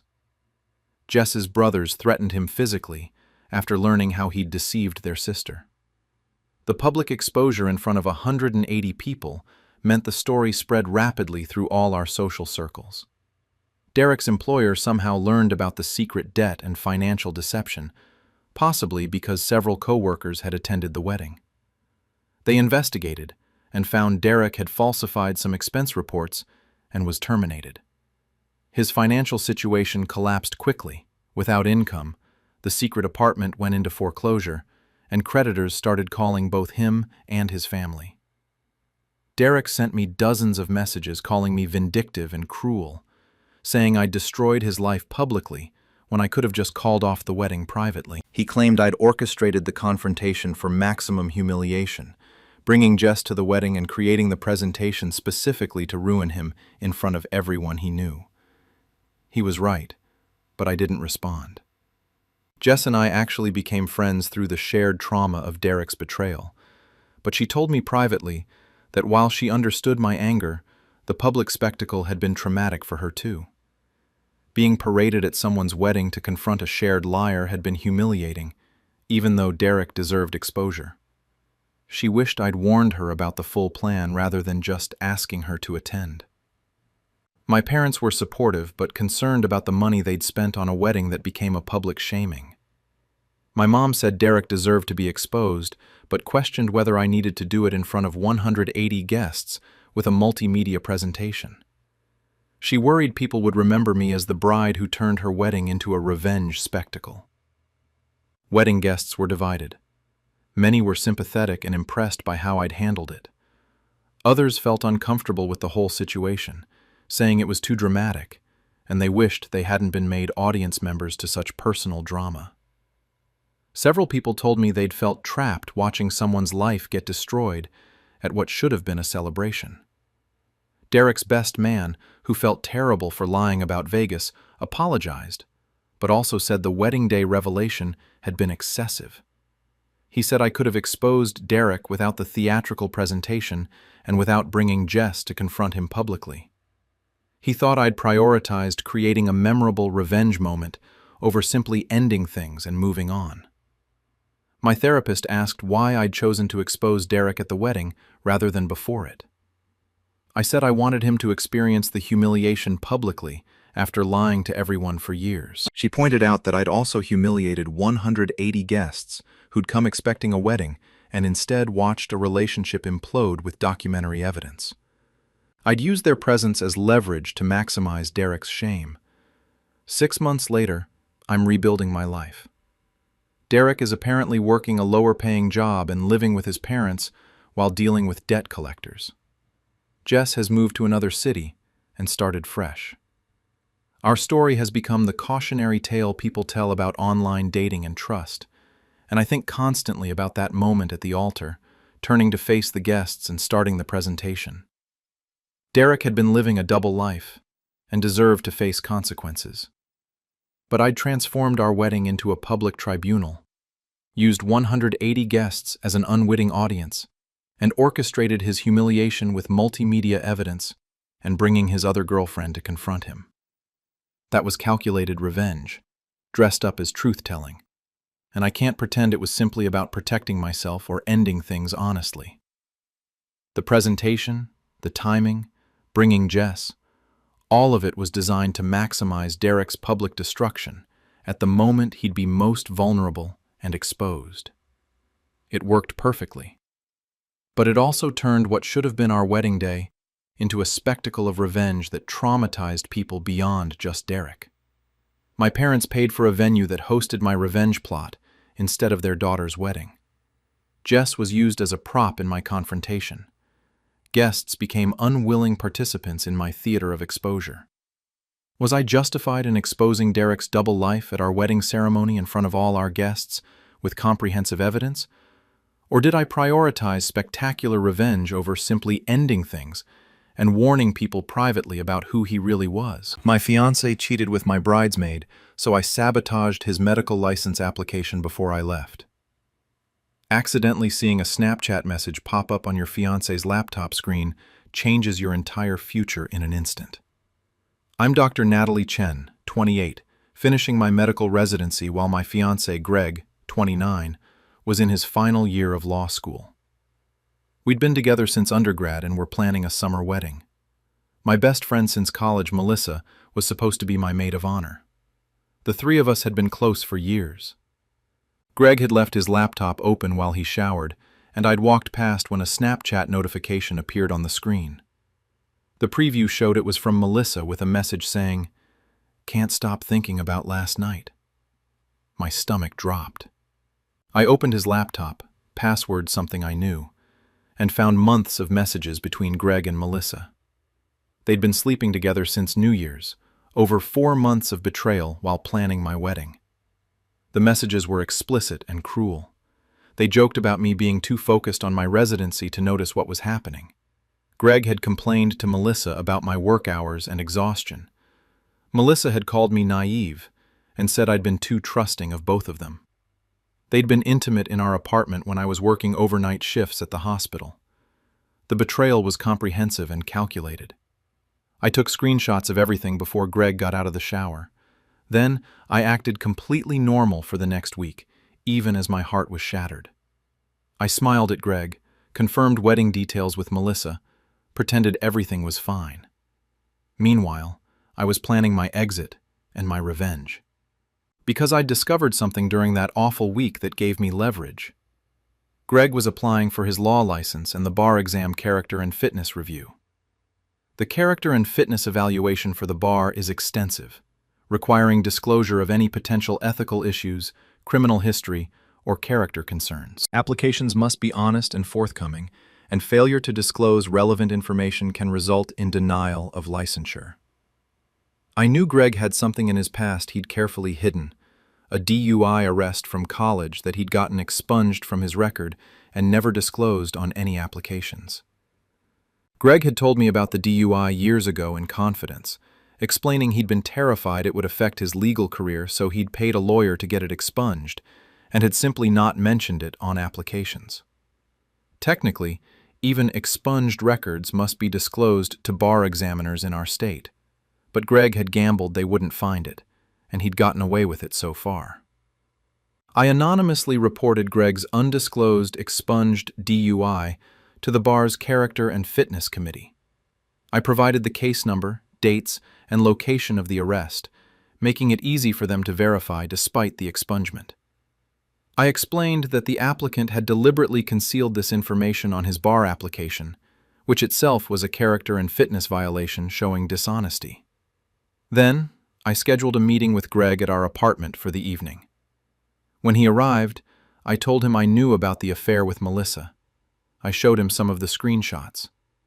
As he stammered through excuses and apologies, I told him I was leaving him and canceling our wedding. I'd already moved my belongings to a new apartment and had arranged for my name to be removed from our lease. I handed him the ring and walked out. I didn't tell Greg about the bar complaint. I wanted him to discover that consequence on his own. 2 weeks later, I heard through mutual friends that Greg had been contacted by the bar's Character and Fitness Committee about his undisclosed DUI. He was facing an investigation and potential denial of his law license after 3 years of law school and massive student loan debt. Greg called me panicking, demanding to know if I'd reported him. I told him I had no idea what he was talking about and hung up. He sent dozens of messages accusing me of ruining his career out of revenge, saying I destroyed 3 years of work and left him with $200,000 in student debt and no ability to practice law. He said no matter how angry I was about the affair, destroying his career was vindictive and cruel. The bar's investigation found that Greg had indeed failed to disclose the expunged DUI as required. More concerning to them was the deliberate concealment, which showed dishonesty and lack of candor. After a lengthy review, they denied his application for admission to the bar. Greg could reapply in 5 years, but he'd need to demonstrate rehabilitation and character development. At 29, his legal career was over before it started. Melissa tried to reach out to apologize, but I blocked her completely. She apparently felt guilty about the affair, though not guilty enough to confess before I discovered it. She lost our entire friend group after the truth came out, as people were disgusted by her betrayal. She tried telling people I'd been vindictive by reporting Greg to the bar, but most people felt they'd both deserved consequences. Greg's life collapsed rapidly. Without the ability to practice law, his degree was essentially worthless. He couldn't afford his student loan payments on the paralegal salary he ended up earning. He had to move back in with his parents. His relationship with Melissa fell apart under the stress. At 30, he was working a job that didn't require his expensive education and facing $200,000 in debt he'd never be able to repay. Greg's parents called me, begging me to contact the bar and admit I'd filed a false report or somehow help their son's situation. His mother cried, saying I'd destroyed their son's life over an affair when he'd just made a mistake. She said the bar denial was permanent damage that would follow Greg forever, all because I'd weaponized his youthful DUI against him out of revenge. My own parents were conflicted. They were angry about the affair and supported my ending the engagement, but they questioned whether reporting Greg to the bar was appropriate. My father said Greg had deserved to lose me, but ruining his career seemed excessive. He worried I'd let anger drive me to destroy Greg's professional future when simply leaving him would have been sufficient. Friends were sharply divided. Some thought Greg deserved everything he got for cheating with my best friend, and that his dishonesty with the bar was his own fault. Others felt that while the affair was wrong, I'd weaponized confidential information he'd shared in our relationship to destroy his career.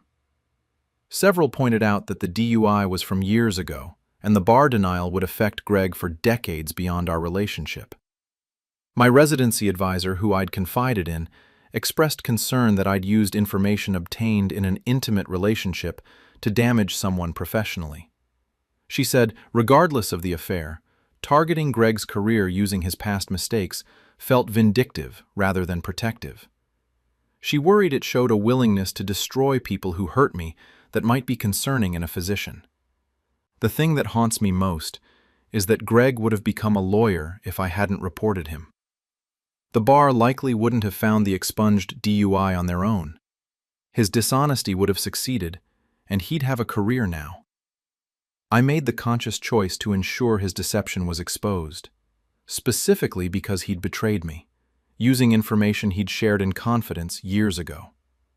Melissa sent me one final message before I blocked her, saying I'd become someone scary, someone who would systematically destroy people who hurt me, using whatever weapons were available. She said the affair was wrong, but that ending Greg's career before it started was a disproportionate response that revealed something dark in my character. Maybe she's right. I'm 29 now, completing my residency, moving forward with my life. Greg is 30, living with his parents, working as a paralegal with $200,000 in debt from a law degree he can't use. He'll carry the bar denial for the rest of his professional life. And I'm the person who ensured that happened by reporting information I'd known only because we'd been in love and he'd trusted me with his secrets. Greg had cheated with my best friend and betrayed our relationship while I worked exhausting shifts saving lives. Melissa had violated years of friendship. They deserved consequences. But I'd chosen to destroy Greg's career using confidential information from our relationship, ensuring the punishment extended far beyond losing me. Did the affair justify permanently derailing his professional life? Or did I weaponize intimate knowledge to exact revenge that went beyond appropriate consequences? The character and fitness violation was real. Greg had lied on his application. But I'd reported it specifically because he'd betrayed me, not because I cared about bar ethics. I'd used the information strategically to destroy his future, because he'd destroyed our relationship. That was revenge, disguised as ethical reporting, and I can't pretend otherwise now. Was I justified in anonymously reporting Greg's bar application dishonesty after discovering his affair? Or did I abuse confidential relationship information to destroy his career as punishment for cheating? My fiancé cheated during my mother's funeral, so I left him at the altar with a note. Discovering your fiancé had sex with your bridesmaid during your mother's funeral reception hits differently than typical betrayal. I'm Claire, 28, and had been with Jake, 30, for 5 years when my mother died suddenly from a stroke.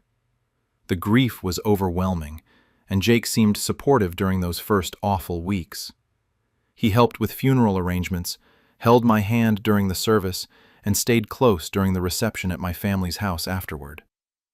What I didn't know until a week before our wedding was what happened when Jake and my bridesmaid Leah disappeared for 45 minutes during that reception.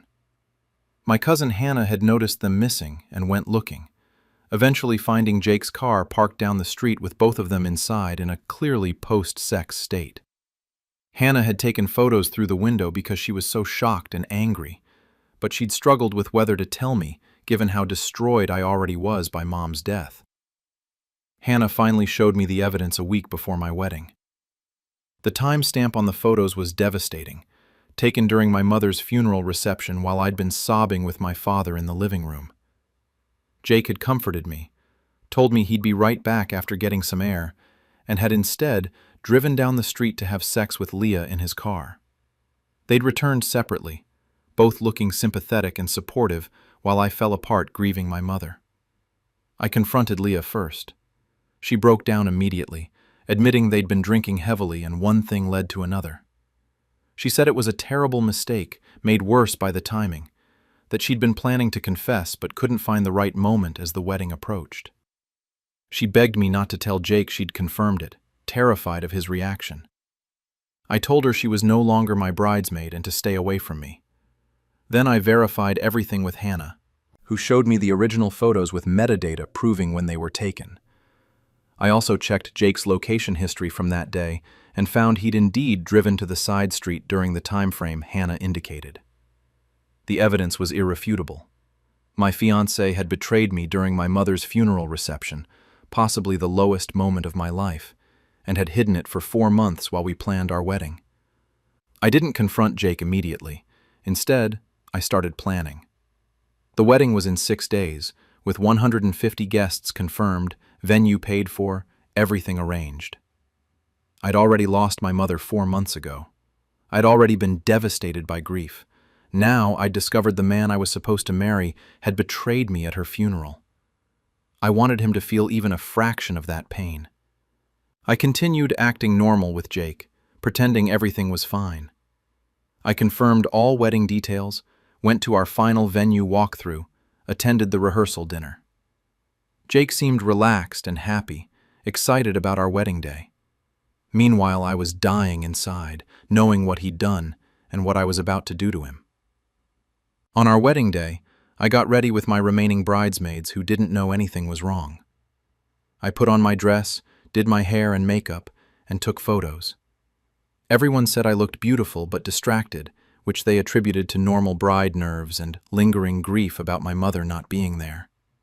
I let them believe that. When it was time for the ceremony to start, I didn't walk down the aisle.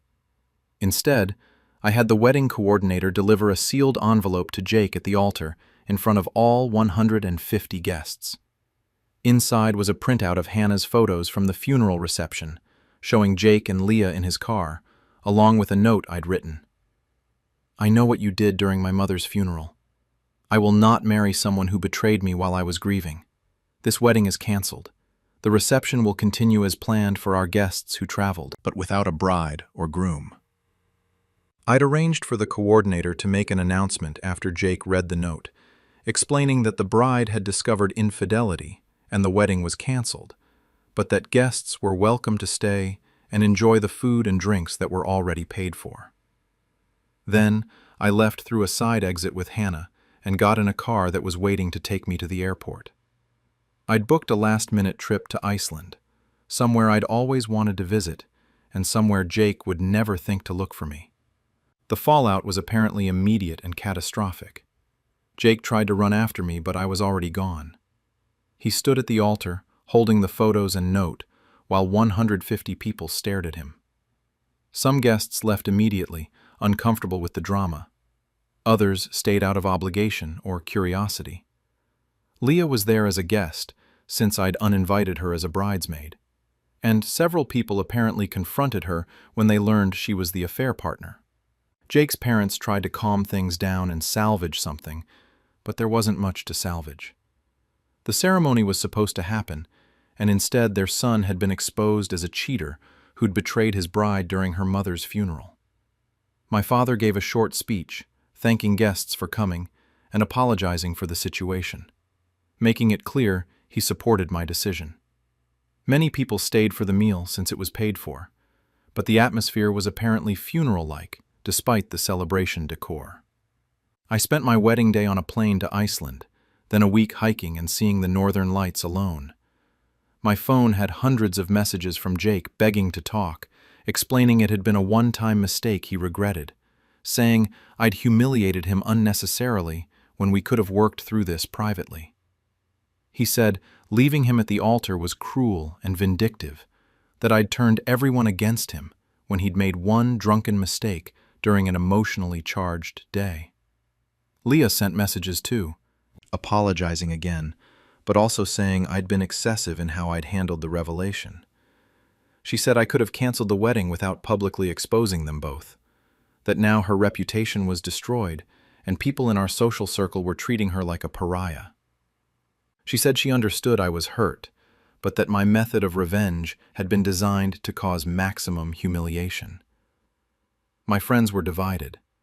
Some thought I was a badass for the dramatic exit and public exposure. Others thought I should have confronted Jake privately and canceled the wedding in a less spectacular way. Several pointed out that I'd wasted a lot of money on a wedding that didn't happen just to make a dramatic point. My father paid for most of it and supported my decision, but I knew it bothered him financially, even though he'd never say so. Jake's family was furious with me. His mother called me vindictive and cruel, saying I'd deliberately humiliated their son in front of everyone they knew. She claimed Jake had made a mistake, but that my reaction was disproportionate and designed to destroy him socially. His father sent me a formal letter demanding I pay back their contributions to the wedding since I'd fraudulently let planning continue while knowing I wouldn't go through with it. The story spread rapidly through our social networks. Some people praised me for the power move and saw it as justified revenge for such a betrayal. Others thought I'd been unnecessarily dramatic and hurtful, that I could have simply called off the wedding without the altar scene. A few suggested I'd enjoyed the theatrics more than I'd cared about the actual resolution, that I'd turned my pain into a performance. When I returned from Iceland, I had to face the practical aftermath. Jake had moved his stuff out of our apartment. We had to divide assets and cancel various joint accounts. He refused to speak to me directly. Everything went through friends acting as intermediaries. He told people I'd broken him, that being left at the altar in front of everyone he knew was the most humiliating experience of his life, and he'd never recover from it. Leah lost several friendships because of the exposure.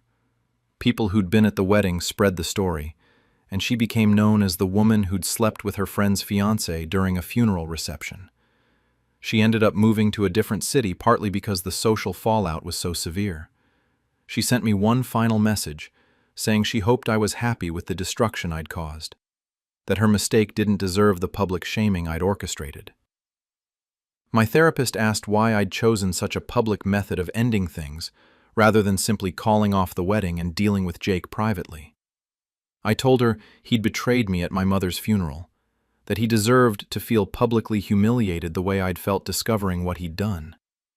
But the therapist pushed back, asking if the public humiliation had actually helped me heal, or if it had just temporarily satisfied my anger. The truth is, that moment felt powerful. Planning it, executing it, leaving Jake standing at the altar with proof of his betrayal. It felt like I was taking control after months of feeling powerless through my mother's death and the hidden betrayal. But the satisfaction faded quickly, and I was left with the same grief and betrayal, just with added drama and social complications. Jake is apparently in therapy now, dealing with what he calls the trauma of being left at the altar. His friends say he's genuinely struggling, that the public nature of it all damaged him in ways that a private breakup wouldn't have. Part of me thinks he deserves to struggle after what he did. Another part wonders if I let my pain turn me into someone cruel. My father told me privately that he supported me, but worried about the bitterness I was carrying. He said, Mom wouldn't have wanted me to become someone who orchestrated public revenge, even against someone who deserved consequences. That hurt more than Jake's accusations because Dad was right. I had become focused on revenge, rather than just removing Jake from my life and moving forward. I'm now 6 months past the non-wedding. I'm in a new apartment, Jake is blocked on everything, and Leah is in another city. but I think constantly about that moment. Leaving him at the altar, the dramatic reveal, the chaos that followed. Was it justified revenge for being betrayed during my mother's funeral? Or did I let my pain turn me into someone who prioritized dramatic punishment over actually healing and moving on? My fiancé cheated with my groomsmen, so I hired actors to fake a wedding and humiliate them both. Receiving a drunk text from your groomsman saying, "She finally admitted she loves me too," with a photo of him kissing your fiancé, destroys any remaining innocence you have about relationships. I'm Ryan, 31, and was 3 weeks from marrying Jessica, 29, when my close friend and chosen groomsman Luke, 32, apparently pocket texted me instead of one of his friends. The photo showed Luke and Jessica at what looked like a bar, clearly together, clearly intimate. My wedding was scheduled for 3 weeks from that night. I called Jessica immediately, but it went to voicemail. I drove to her apartment and found her car gone. I called Luke, who answered sounding drunk and panicked, realizing immediately he'd sent that text to the wrong person. He tried to backtrack, but I'd seen the photo and the message. When Jessica finally called back an hour later, I confronted her and she broke down, admitting she and Luke had been involved for months and had feelings for each other. They'd been planning to call off the wedding before it happened, but hadn't found the courage. Jessica claimed she still cared about me, but had fallen for Luke and couldn't marry me knowing she loved someone else. She apologized profusely. Luke sent messages saying the same. They were both sorry, both cowardly, both hoping I'd understand they'd tried to stop it, but couldn't control their feelings. The nerve was astounding considering the wedding was 3 weeks away. I told them both I needed time to process and would get back to them about canceling the wedding. Then, I started planning something entirely different. I wasn't going to cancel the wedding. I was going to stage one that would publicly humiliate them both in front of everyone they knew. I contacted the wedding venue and all vendors, explaining there'd been a change in the bride. I hired an actress from a local theater company to play Jessica, someone who looked similar enough from a distance. I kept all our 150 wedding guests on the invitation list. I told Jessica and Luke that I'd decided to forgive them and wanted to meet to discuss how to move forward, which kept them distracted and hopeful while I planned. The day before the wedding, I told Jessica it was canceled, and she should tell people not to come. Relieved, she and Luke started calling guests to say the wedding was off. But I'd already contacted everyone through a separate message saying there'd been confusion and the wedding was definitely happening. Please ignore any cancellation notices. Most people showed up confused but curious about what was happening. On the wedding day, I arrived at the venue with my actress playing Jessica in a rented wedding dress. Most guests, especially those who didn't know Jessica well, didn't realize it wasn't her from a distance. The ceremony began with fake Jessica walking down the aisle. When we got to the vows, I stopped the proceedings. I explained to all 150 guests that my real fiancée Jessica had been having an affair with my groomsman Luke for months. I said they'd tried to call everyone yesterday to cancel because they'd finally admitted they loved each other. I said I'd staged this fake wedding to show them both what public humiliation felt like, since they'd been willing to humiliate me privately by betraying our friendship and relationship. I then played the pocket text message audio and showed the photo of the kissing to the entire room on the venue's projection screen. I said Jessica and Luke were probably together right now, thinking the wedding was canceled and that they'd gotten away clean. But I'd made sure everyone they knew would see proof of their betrayal and understand what kind of people they were. The room was silent with shock. Some people looked uncomfortable. Others seemed sympathetic to me. A few looked angry on my behalf. I thanked everyone for coming, said refreshments were available, since they were paid for, and left with my actress still in character. The whole thing had been theater designed to expose and humiliate Jessica and Luke to our entire social circle. Word got back to Jessica and Luke within hours. Friends who'd attended started calling them, asking what was happening. By evening, they'd learned I'd staged a fake wedding with an actress specifically to publicly reveal their affair and humiliate them in front of 150 people. Jessica called me sobbing, saying I'd destroyed her reputation and humiliated her family who'd been at the fake wedding. Luke was furious, calling me psychotic and threatening legal action. The fallout was immediate and severe. Photos and videos from the fake wedding spread on social media. People were talking about the groom, who'd hired an actress and staged a ceremony to expose his cheating fiancée. Jessica and Luke became infamous in our social circles as the cheaters who'd been publicly shamed at a fake wedding. Neither could escape the story. Jessica's professional reputation suffered because the story spread at her workplace. Several colleagues had been invited to our wedding and attended the fake one. She struggled with the gossip and eventually left her job. Luke lost friends who'd attended and seen the evidence of the affair. Both of their families were humiliated by the public nature of the exposure. But the revenge came with significant costs. The fake wedding cost me over $15,000 between venue, actress, vendors, and coordinating everything. My own family was disturbed by what I'd done, saying the affair was terrible, but staging an elaborate fake wedding to humiliate them publicly was excessive and theatrical. Several relatives said I'd embarrassed them too by creating such a spectacle. Friends were sharply divided. Some thought it was brilliant revenge and that Jessica and Luke deserved public humiliation after betraying me so close to the wedding. Others were deeply uncomfortable with the deception and theater of it all, saying it showed an obsessive, vindictive side of me they found concerning. Several people cut ties with all of us, wanting nothing to do with the drama. Jessica's mother sent me a heartbreaking letter saying her daughter had made a terrible mistake, but that I'd traumatized their entire family by making them attend a fake wedding designed to publicly shame Jessica. She said Jessica's younger siblings had been at the fake ceremony and been confused and upset by what happened. She said I'd turned their family's pain into a public spectacle. Luke's attorney sent a cease and desist letter claiming I'd engaged in harassment and defamation.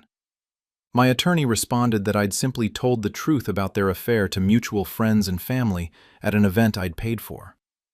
The letter was dropped, but Luke told people I'd threatened legal action to silence him, which wasn't true, but added to the narrative chaos. The actress I'd hired was uncomfortable with how everything played out. She'd thought it was a creative breakup statement, but hadn't fully understood she was being used in an elaborate humiliation ritual. She asked not to be identified publicly and worried the story would affect her theater career.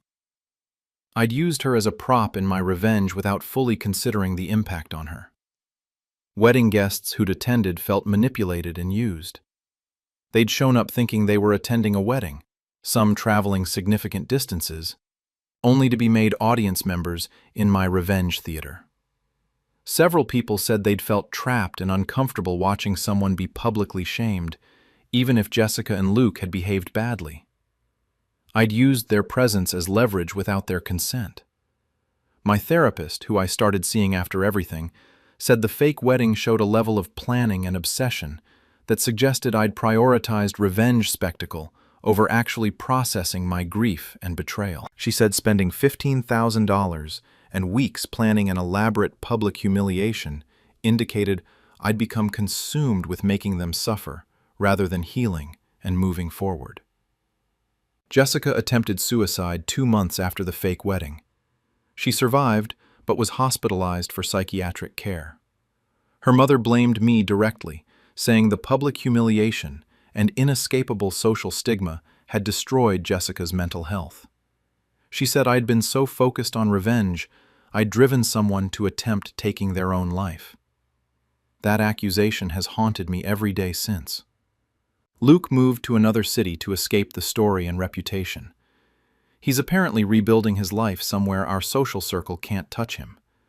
Jessica is still local but barely functional, dealing with depression and the aftermath of her attempt. The fake wedding story follows both of them, with people recognizing them from social media posts and videos. I'm 32 now, single, and dealing with the reality that I spent $15,000 and significant time staging an elaborate fake wedding specifically to humiliate 2 people in front of everyone they knew. Jessica and Luke had betrayed me profoundly weeks before our wedding. but I'd responded by creating theater designed for maximum public shaming, using 150 people as unwitting audience members. And the result was someone attempting suicide.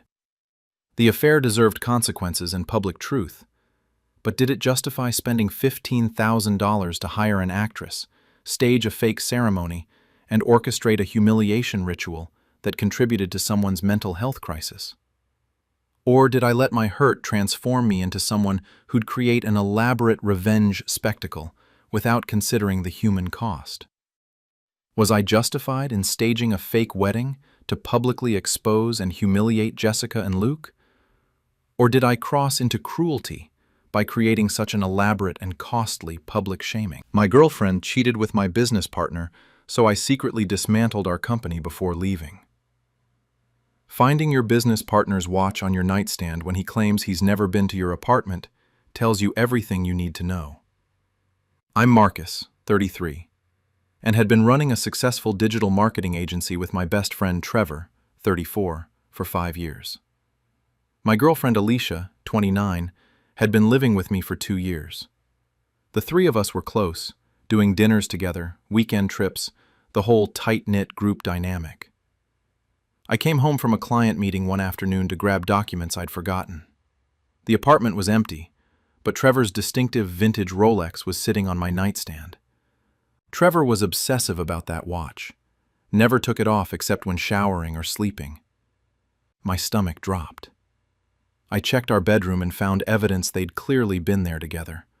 Rumpled sheets I'd made that morning, Alicia's clothes scattered in a way that suggested hurried dressing. I didn't confront them immediately. Instead, I set up a hidden camera in our bedroom while Alicia was at work. Within 3 days, I had video evidence of Trevor and Alicia having sex in my bed while I was supposedly at client meetings they'd both helped arrange. They'd been coordinating my schedule to create opportunities for their affair. The betrayal was from both my girlfriend and my business partner, the two people I trusted most. I could have confronted them, ended the relationship, and dissolved our business partnership through legal channels. But I was too angry for a clean exit. Trevor and I had built our agency to 7 figures annual revenue.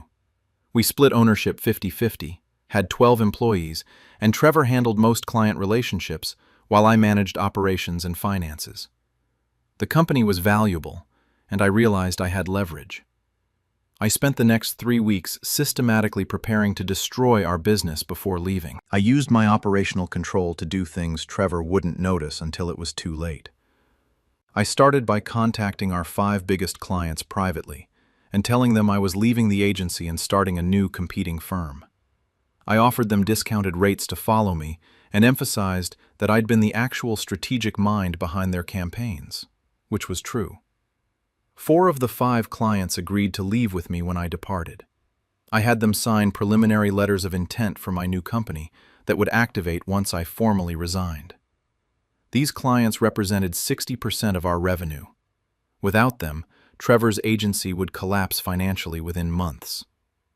I also quietly approached 3 of our 12 employees, the best performers who I'd mentored personally, and offered them positions at my new venture with significant raises. They agreed, knowing they'd been underpaid at our current agency due to Trevor's resistance to increasing our overhead. Losing these employees would cripple Trevor's ability to service remaining clients.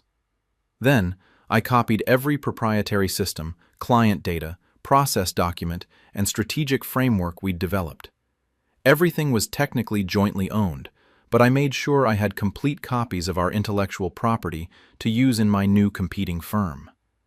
I was careful to only take what I legally could, but I took everything that fell into that category. I also discovered that Trevor had been slightly inflating billable hours to clients. Nothing massive, but enough to be problematic if audited. I documented this carefully, knowing it could be useful if Trevor tried to legally challenge my departure or compete against me.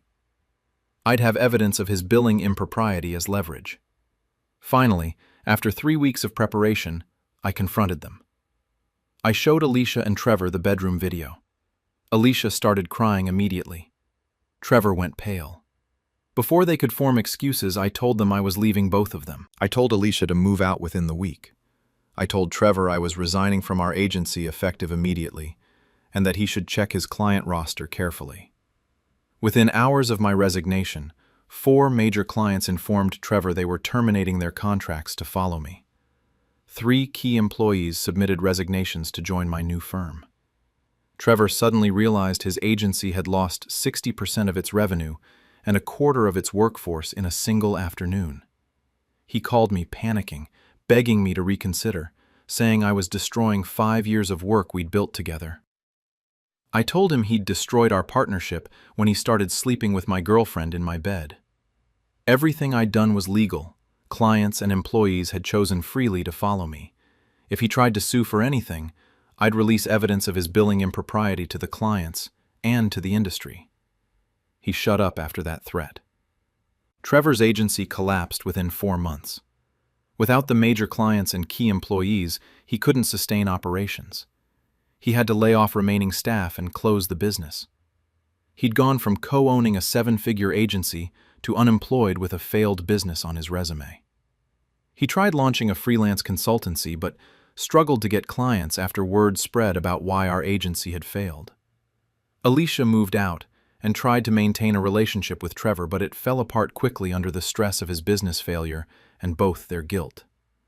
She's apparently bounced between jobs and struggled with the social fallout as mutual friends learned what happened. Trevor blames her for the affair that cost him his business, even though he was equally responsible. My new agency is thriving. The clients who followed me are happy, the employees are performing well, and I've already started growing beyond what Trevor and I had built together. But I think constantly about those 3 weeks of preparation, systematically dismantling our company while pretending everything was normal, using my operational control to destroy what we'd built before Trevor even knew I'd discovered the affair. Trevor's parents, who'd invested $50,000 in our original startup, lost their entire investment when the company folded. They'd been kind to me over the years and didn't deserve the financial loss. Trevor's mother called me begging me to somehow compensate their lost investment, saying they'd had nothing to do with the affair and shouldn't suffer financially. She was right, but I didn't have any legal obligation to them.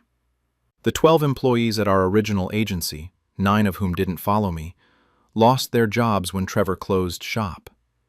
Some found work quickly, others struggled.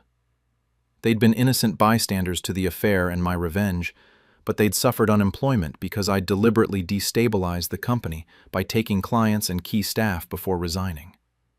One former employee, a single mother who'd relied on her job at the agency, sent me a message saying she understood why I'd left, but that giving Trevor no warning before gutting the client list had made it impossible for him to keep anyone employed. She said I could have resigned and let clients choose naturally, but instead, I'd orchestrated mass departures that guaranteed the company's collapse and everyone's job loss. Trevor's attorney sent me a letter threatening to sue for breach of fiduciary duty and improper solicitation of clients. My attorney responded with evidence of Trevor's billing impropriety and the affair that had destroyed our partnership. Trevor dropped the threatened lawsuit, knowing discovery would expose him to worse liability. But the letter claimed I'd deliberately destroyed the company beyond just protecting my interests, that I'd wanted Trevor ruined professionally and had used my operational control to ensure it. Friends who knew both of us were torn. Some thought Trevor deserved to lose everything after betraying me with Alicia in such a calculated way. Others felt I'd been excessively vindictive, that I could have left the company through proper dissolution procedures rather than secretly gutting it before resigning. Several people stopped associating with all of us, exhausted by the drama. My business mentor, who I'd consulted throughout, supported my departure, but questioned whether I'd gone too far by systematically dismantling the company before leaving. He said Trevor's betrayal justified ending the partnership, but using my operational knowledge to destroy the business while pretending everything was normal showed a level of deception that made me as dishonest as Trevor had been with the affair. I justified my actions by telling myself I'd only taken what was legally mine, clients and employees who chose to follow me freely. But I can't deny that I'd spent 3 weeks deliberately preparing to maximize damage to Trevor's business before he knew I was leaving. I'd used my insider position to sabotage the company while maintaining a facade of normalcy.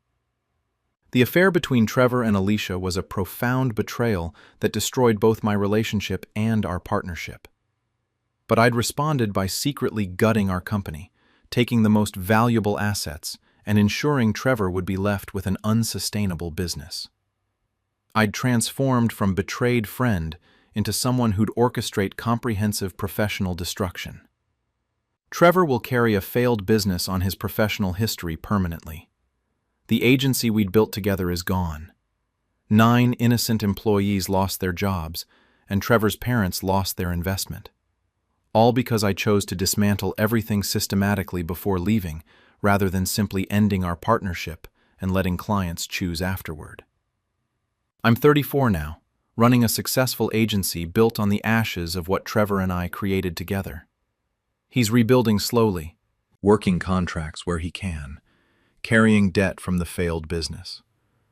And I know I'm the one who ensured his professional collapse, not just by leaving, but by the methodical way I destroyed our company before my departure. Trevor had betrayed our friendship and partnership by sleeping with my girlfriend in my home. But did that justify using my operational control to systematically dismantle our business? Or did I abuse my position to ensure his professional ruin beyond just protecting my own interests? Was I justified in secretly preparing to gut our company before resigning? Or did I cross a line by using my insider position to destroy the business, rather than just ending our partnership properly? My husband cheated during my cancer treatment, so I changed my will and gave everything to charity. Waking up from surgery to remove a tumor and seeing a text notification on your husband's phone from Amanda saying, "Miss you already, last night was incredible," rewrites your understanding of betrayal. I'm Catherine, 44, and had just undergone a lumpectomy for early-stage breast cancer. My husband Michael, 46, had been my rock through diagnosis and treatment, or so I'd believed. His phone was on the bedside table in my recovery room, and the notification appeared while I was alone and groggy from anesthesia. I picked up his phone, using the passcode I'd always known, and found months of messages between Michael and Amanda, a woman he worked with. They'd been having an affair throughout my entire cancer diagnosis, treatment planning, and now surgery. While I'd been terrified about biopsies and discussing mastectomy options, Michael had been texting his mistress about hotels and romantic getaways. The night before my surgery, when he'd said he needed to work late to prepare for taking time off, he'd been with her. I took photos of everything on his phone before he returned to my recovery room. When he arrived with flowers and concerned expressions, I wanted to scream. But I was weak from surgery, attached to IVs, and surrounded by medical staff. I said nothing. Over the next few days of recovery, Michael played the devoted husband while I quietly processed that the man I'd trusted with my mortality had been betraying me during the most vulnerable period of my life. We'd been married for 20 years with no children. I'd built a successful career as a commercial real estate developer and had accumulated significant wealth, around $8 million in assets and property. Michael knew that my will left everything to him. We'd done estate planning years ago with the assumption we'd grow old together. He was set to inherit everything if I died, which had been a real possibility given my cancer diagnosis. As I recovered from surgery and started radiation treatment, I started planning differently. Michael continued the affair, thinking I was oblivious. He'd visit me at radiation appointments, hold my hand, take photos of us together that he'd post on social media about being strong together through cancer. Then he'd leave and meet Amanda. The duplicity was staggering. I contacted my estate attorney privately and completely revised my will. I removed Michael as beneficiary entirely. Instead, I established that upon my death, my entire estate would be liquidated and donated to cancer research organizations and charities supporting women with breast cancer. Every single dollar of my $8 million would go to charity. Michael, who'd been expecting to inherit everything, would get nothing. I also changed all beneficiary designations on my retirement accounts, life insurance policies, and investment accounts. Everything now went to charitable trusts I'd established. I updated my healthcare directive to remove Michael as decision-maker and named my sister instead. I systematically erased Michael from every legal and financial document that would matter upon my death. Then I did something more calculated. I went to my oncologist and asked detailed questions about my prognosis, my statistical survival rates, and what my life expectancy looked like with my specific diagnosis and treatment plan. My prognosis was actually quite good. Over 90% 5-year survival rate given early detection. But I didn't share those optimistic numbers with Michael. Instead, I started dropping hints to Michael that my prognosis was worse than I'd initially let on. I'd mention vaguely concerning things the doctors had said, leave medical pamphlets about advanced cancer around the house, seem more tired and worried than warranted by my actual condition. I wanted Michael to believe I might die sooner than expected, which I knew would keep him invested in maintaining our marriage until he could inherit. I played the role of devoted wife for 8 more months while completing radiation and starting hormone therapy. Michael continued his affair the entire time, documented in messages I'd periodically check when he was in the shower.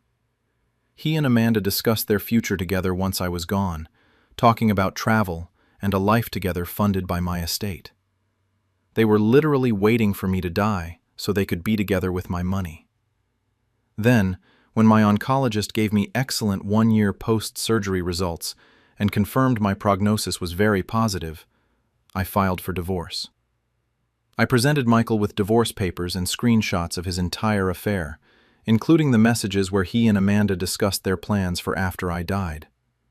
I told him I'd known for months, that I'd let him continue thinking he'd inherit my estate when I died, and that I'd actually changed my will to give everything to charity instead.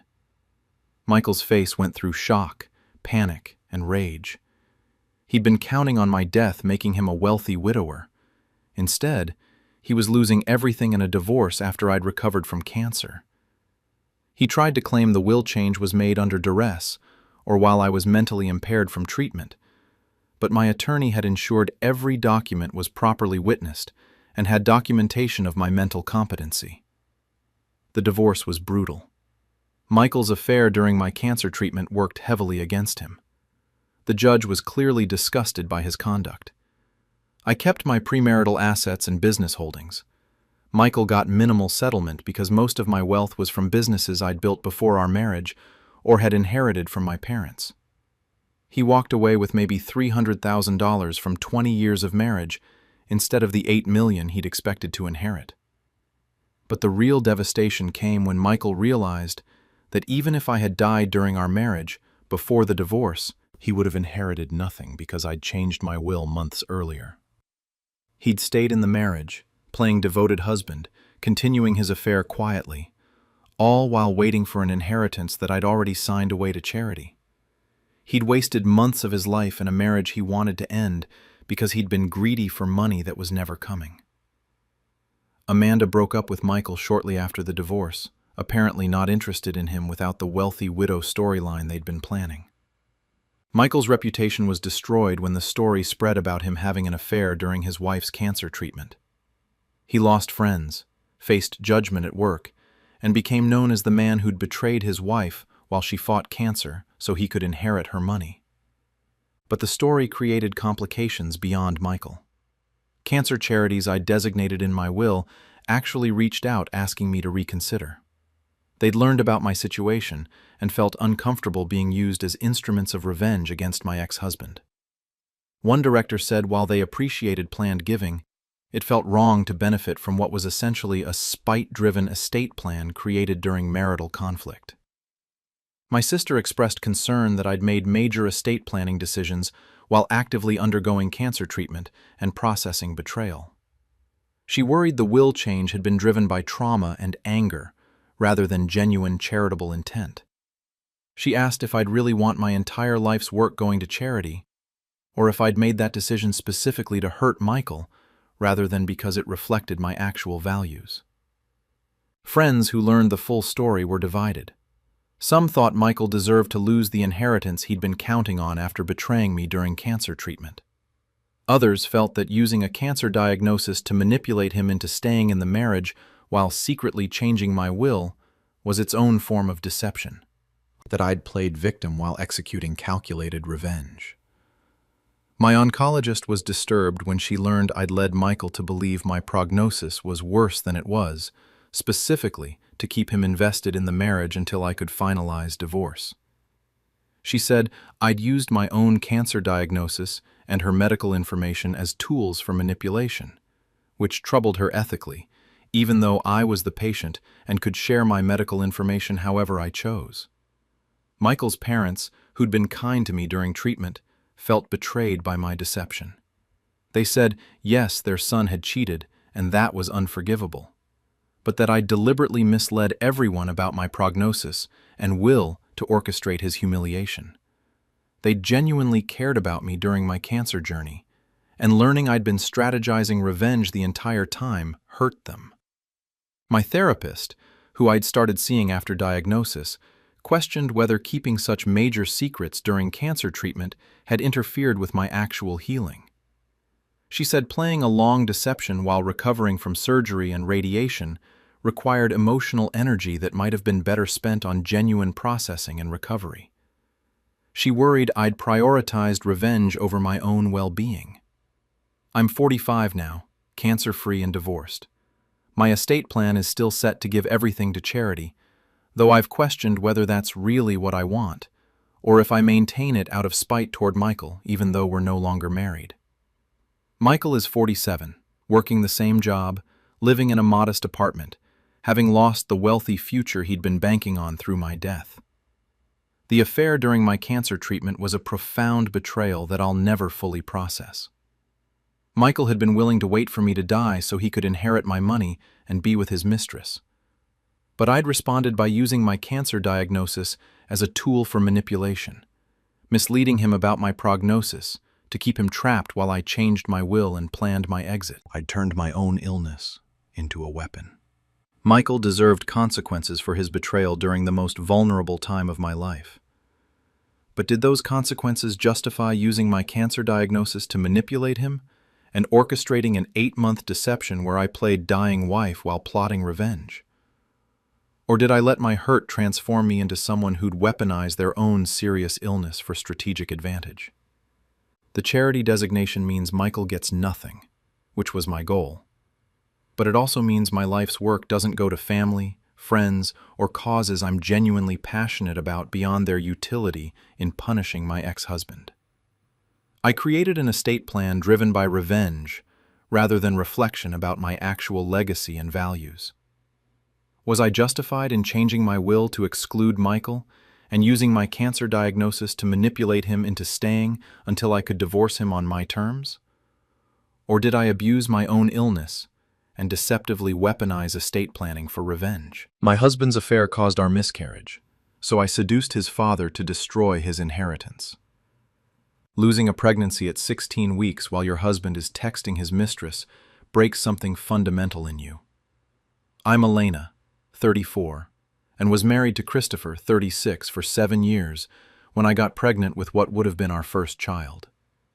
The pregnancy had been difficult from the start, with complications and bed rest requirements, and I'd needed Christopher's support more than ever. Instead, he'd started an affair with a younger coworker named Brianna. I didn't know about the affair during the pregnancy. I only found out after the miscarriage when I picked up Christopher's phone to call my mother and saw his messages with Brianna. Hundreds of texts during the months I'd been pregnant and scared, including messages sent while I was literally in the hospital losing our baby. He'd texted her, saying he'd be free later that night after dealing with Elena's situation, referring to our child's death like it was an inconvenience to his affair. The grief and rage that consumed me was indescribable. I'd lost our baby while Christopher was emotionally checked out with another woman. When I confronted him, he admitted the affair but claimed the stress of my complicated pregnancy had pushed him toward Brianna. He actually blamed my medical issues for his cheating, said he'd needed emotional support I couldn't provide while on bed rest. The cruelty was staggering. I told Christopher to leave, and he moved out to Brianna's apartment within days. I was alone in our house, grieving a miscarriage and a marriage simultaneously. But grief gradually transformed into something colder and more calculated. Christopher came from significant family wealth. His father, Richard, owned a successful commercial real estate company worth tens of millions.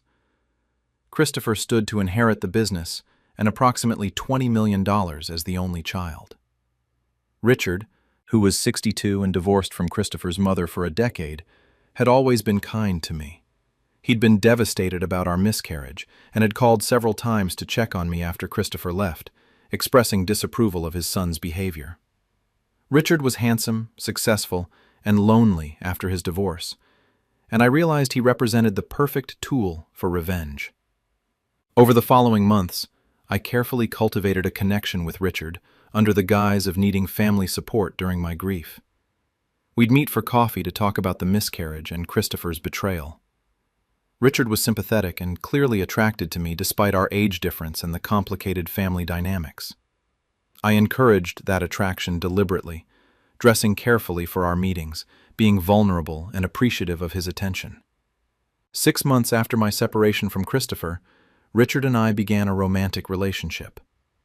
It started with a kiss after one of our coffee meetings, progressed to a dinner date, and became physical shortly after. Richard was conflicted about being with his son's ex-wife, but I convinced him that Christopher had destroyed our marriage, and we both deserved happiness. The affair felt transgressive and powerful, and I knew exactly how much it would hurt Christopher when he found out. I waited another 3 months, letting the relationship solidify, before ensuring Christopher discovered the truth. I arranged for Christopher to come to the house to pick up some remaining belongings on a day I knew Richard would be there. Christopher walked in on his father and me kissing in the living room. The look on his face was everything I'd hoped for: shock, disgust, betrayal, rage, all the emotions I'd felt discovering his affair. Christopher lost his mind, screaming at both of us, calling me every vile name imaginable. He accused me of deliberately seducing his father for revenge, which was completely true, but I denied it. Richard was shocked by Christopher's reaction, having apparently convinced himself his son would eventually understand. The confrontation ended with Christopher storming out, and Richard looking shaken about what we'd done.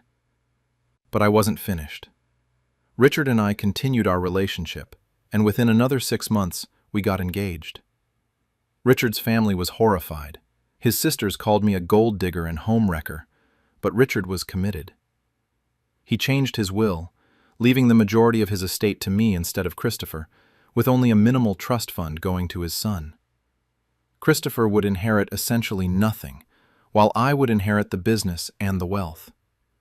Christopher tried everything to stop the wedding. He hired lawyers to challenge his father's mental competency, claiming I'd manipulated and seduced an older man for financial gain. The lawyers found no evidence of cognitive impairment. Richard was sharp and successful, just in love with his ex-daughter-in-law. Christopher threatened to cut off contact with his father permanently, which Richard sadly accepted as the cost of being with me. We married in an intimate ceremony that Christopher obviously didn't attend. I became Richard's wife and heir, positioned to inherit everything Christopher had expected to receive. Richard was genuinely in love with me, and I cared for him in my way. But I can't deny that revenge had been a primary motivator. I'd taken Christopher's father, his inheritance, and his family legacy because he'd been texting his mistress while I lost our child. The consequences rippled through everyone involved. Christopher's relationship with his father was destroyed permanently. He'd lost his inheritance, his family business, and any sense of family legacy. Richard's sisters wouldn't speak to him, saying he'd betrayed his own son for a woman young enough to be his daughter.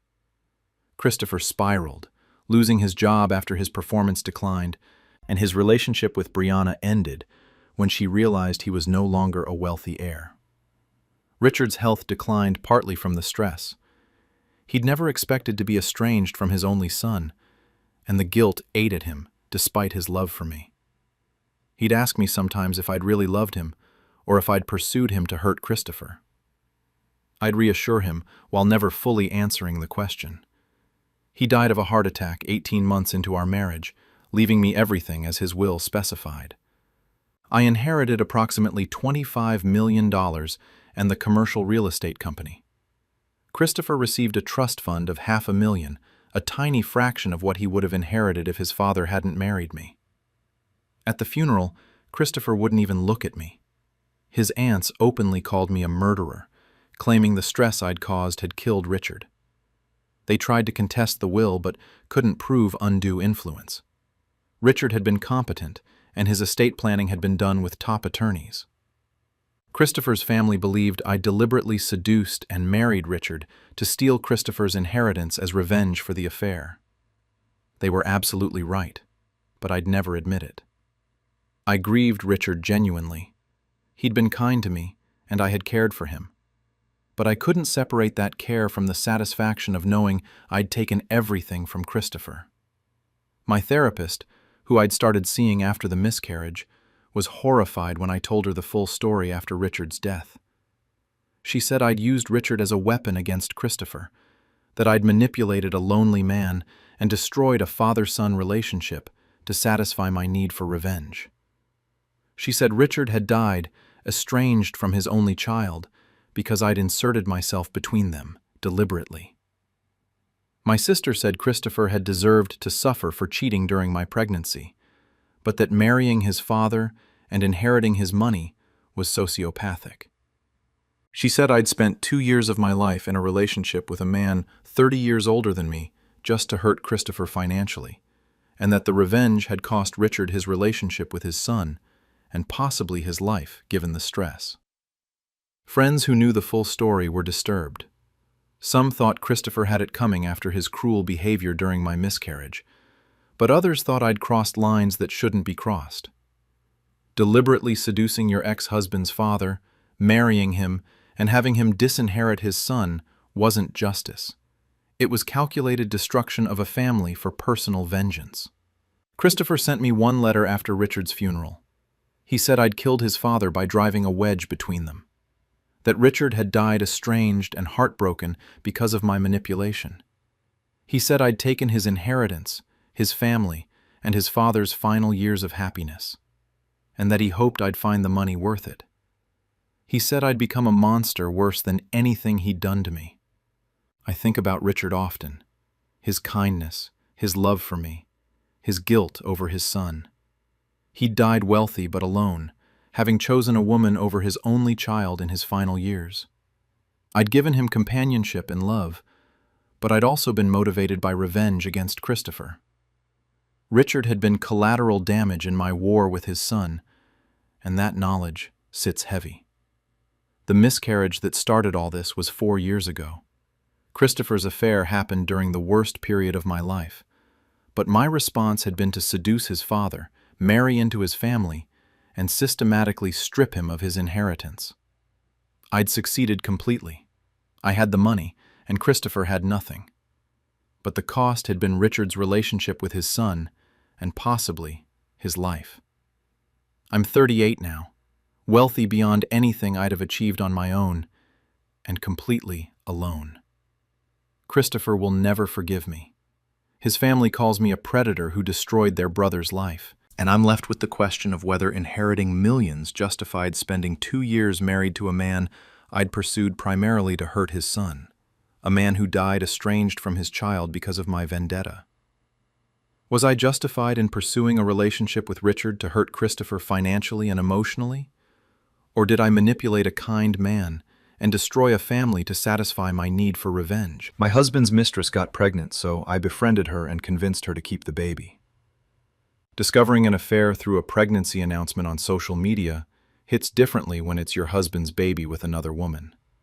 I'm Laura, 36, married to David, 38, for 12 years with 2 children ages 9 and 7. David travels frequently for work, or so I'd believed, until I saw a Facebook post from a woman named Kayla, 26, announcing her pregnancy with a photo of ultrasound images. David was tagged as the father. I sat staring at my phone in complete shock. My husband was having a baby with another woman, and she just publicly announced it on social media. I clicked through Kayla's profile and found months of photos with David, couple selfies, vacation pictures, romantic dinners, all while I'd believed he was on business trips. He'd been living a double life so brazenly that his mistress felt comfortable tagging him in her pregnancy announcement. I confronted David that evening. He initially tried to deny it, then admitted to the affair and pregnancy when I showed him the Facebook post. He said he'd been planning to tell me but hadn't found the right moment. He claimed he loved both of us and didn't know what to do. Kayla was 12 weeks pregnant and planned to keep the baby. David said he wanted to stay in our marriage, but also couldn't abandon his child with Kayla. The audacity was breathtaking. I told David I needed time to think and sent him to stay at a hotel. Then, instead of immediately filing for divorce, I did something calculated. I created a fake social media profile and reached out to Kayla as a friend who'd seen her pregnancy announcement and wanted to offer support. She accepted my friend request, not recognizing me since I'd used a fake name and generic photos. Over the following weeks, I cultivated a friendship with Kayla through messages. She opened up about her relationship with David, complaining that he was distant and non-committal about the pregnancy. She confided that she was considering abortion because David wouldn't confirm whether he'd leave his wife for her. She felt alone and uncertain about raising a baby with a man who wouldn't fully commit. That's when I made my move. As her supposed supportive friend, I strongly encouraged Kayla to keep the baby and pursue full custody. I told her David would eventually leave his wife and that she deserved to have his child. I sent her articles about co-parenting and single motherhood, emphasizing how rewarding it would be. I convinced her that keeping the baby would cement her relationship with David and that he'd have to choose her once the child was born. Kayla decided to continue the pregnancy, partly based on my encouragement as her online friend. She posted updates about her decision to keep the baby and pursue a future with David. Meanwhile, I was systematically planning my exit from the marriage while ensuring David would be tied to this other woman and child permanently. I consulted with a divorce attorney and learned that in our state, David's obligation to pay child support for his baby with Kayla would be factored into any alimony or child support calculations for our divorce. The more financially obligated he was to his new child, the more it would benefit my settlement. I wanted David to be as financially burdened as possible by his choices. I also discovered that if Kayla pursued full custody and maximum child support, which I'd been encouraging her to do through our fake friendship, David would be obligated for at least 18 years of substantial payments. He'd also likely have limited custody, given the distance and his existing family obligations. He'd have a child he'd barely see, but would pay for extensively. I continued my online friendship with Kayla, encouraging her to get a good family lawyer and pursue maximum child support. I sent her information about how to calculate child support in our state and what David's likely obligation would be based on his income. I convinced her she deserved full financial support for her child and shouldn't settle for anything less than what the law entitled her to. Meanwhile, I filed for divorce. David was devastated, begging me to reconsider, saying he'd made a terrible mistake and wanted to save our marriage. I told him it was too late. He'd made his choice when he got another woman pregnant. Our divorce proceedings were brutal, but Kayla's pregnancy and the impending child support obligation worked heavily in my favor. The judge awarded me primary custody of our children, the house, and substantial alimony and child support. David's future obligation to Kayla's baby was factored into the calculations, which reduced what he could realistically afford. I got a very favorable settlement because David was about to have significant financial obligations to 2 households. Kayla gave birth to a daughter 6 months into our divorce proceedings. David was present for the birth, but came home to me having moved all his remaining belongings out of the house. Kayla immediately filed for child support, seeking maximum allowable amounts based on David's income, exactly as I'd encouraged her to do through our fake friendship. David is now financially strapped, paying child support to Kayla, alimony and child support to me, and trying to maintain any kind of life for himself. He's working longer hours to afford his obligations. His relationship with Kayla is strained and difficult, bound together by a child he wasn't ready for, but that I'd encouraged her to keep specifically to burden him. Then, Kayla discovered my deception. She'd somehow figured out the fake profile was me, possibly through tracking IP addresses or noticing similar writing patterns. She confronted me through messages, accusing me of manipulating her into keeping a baby she'd been unsure about specifically to punish David. She said I'd befriended her under false pretenses and influenced one of the biggest decisions of her life as part of my revenge scheme. Kayla was right. I'd deliberately encouraged her to continue a pregnancy she'd been ambivalent about because I knew it would financially devastate David and complicate his life permanently. I'd used her vulnerability and uncertainty to ensure David would be tied to consequences for 18 years minimum. I'd manipulated someone into parenthood as a weapon in my divorce. Kayla said she loved her daughter, but that she'd made the decision to keep her partly based on my encouragement and advice. She'd believed she had a supportive friend telling her things would work out, not realizing it was her boyfriend's wife manipulating her for revenge. She said I'd influenced her to keep a baby for the wrong reasons, and now she was a single mother because David wouldn't commit, and their relationship had failed under the pressure. David is furious about the manipulation, calling me a sociopath who used an innocent woman and child as pawns in my revenge. He says I deliberately ensured Kayla would keep the baby to maximize his financial burden and life complications. He's right, but I don't feel guilty about hurting him. I do feel complicated about Kayla and the baby. My divorce attorney said what I'd done was unethical but not illegal. She seemed disturbed that I'd befriended Kayla under false pretenses, specifically to influence her pregnancy decision for revenge purposes. She said it showed a level of manipulation and planning that went beyond protecting myself in the divorce into something darker. My sister, who knows everything, is horrified. She says manipulating someone into continuing a pregnancy they were unsure about is unconscionable, regardless of what David did to me. She points out that there's now a child in the world who exists partly because I encouraged her mother to keep her as part of my revenge scheme. She says I played God with someone else's reproductive choices for my own benefit. Friends who learned what happened are deeply divided.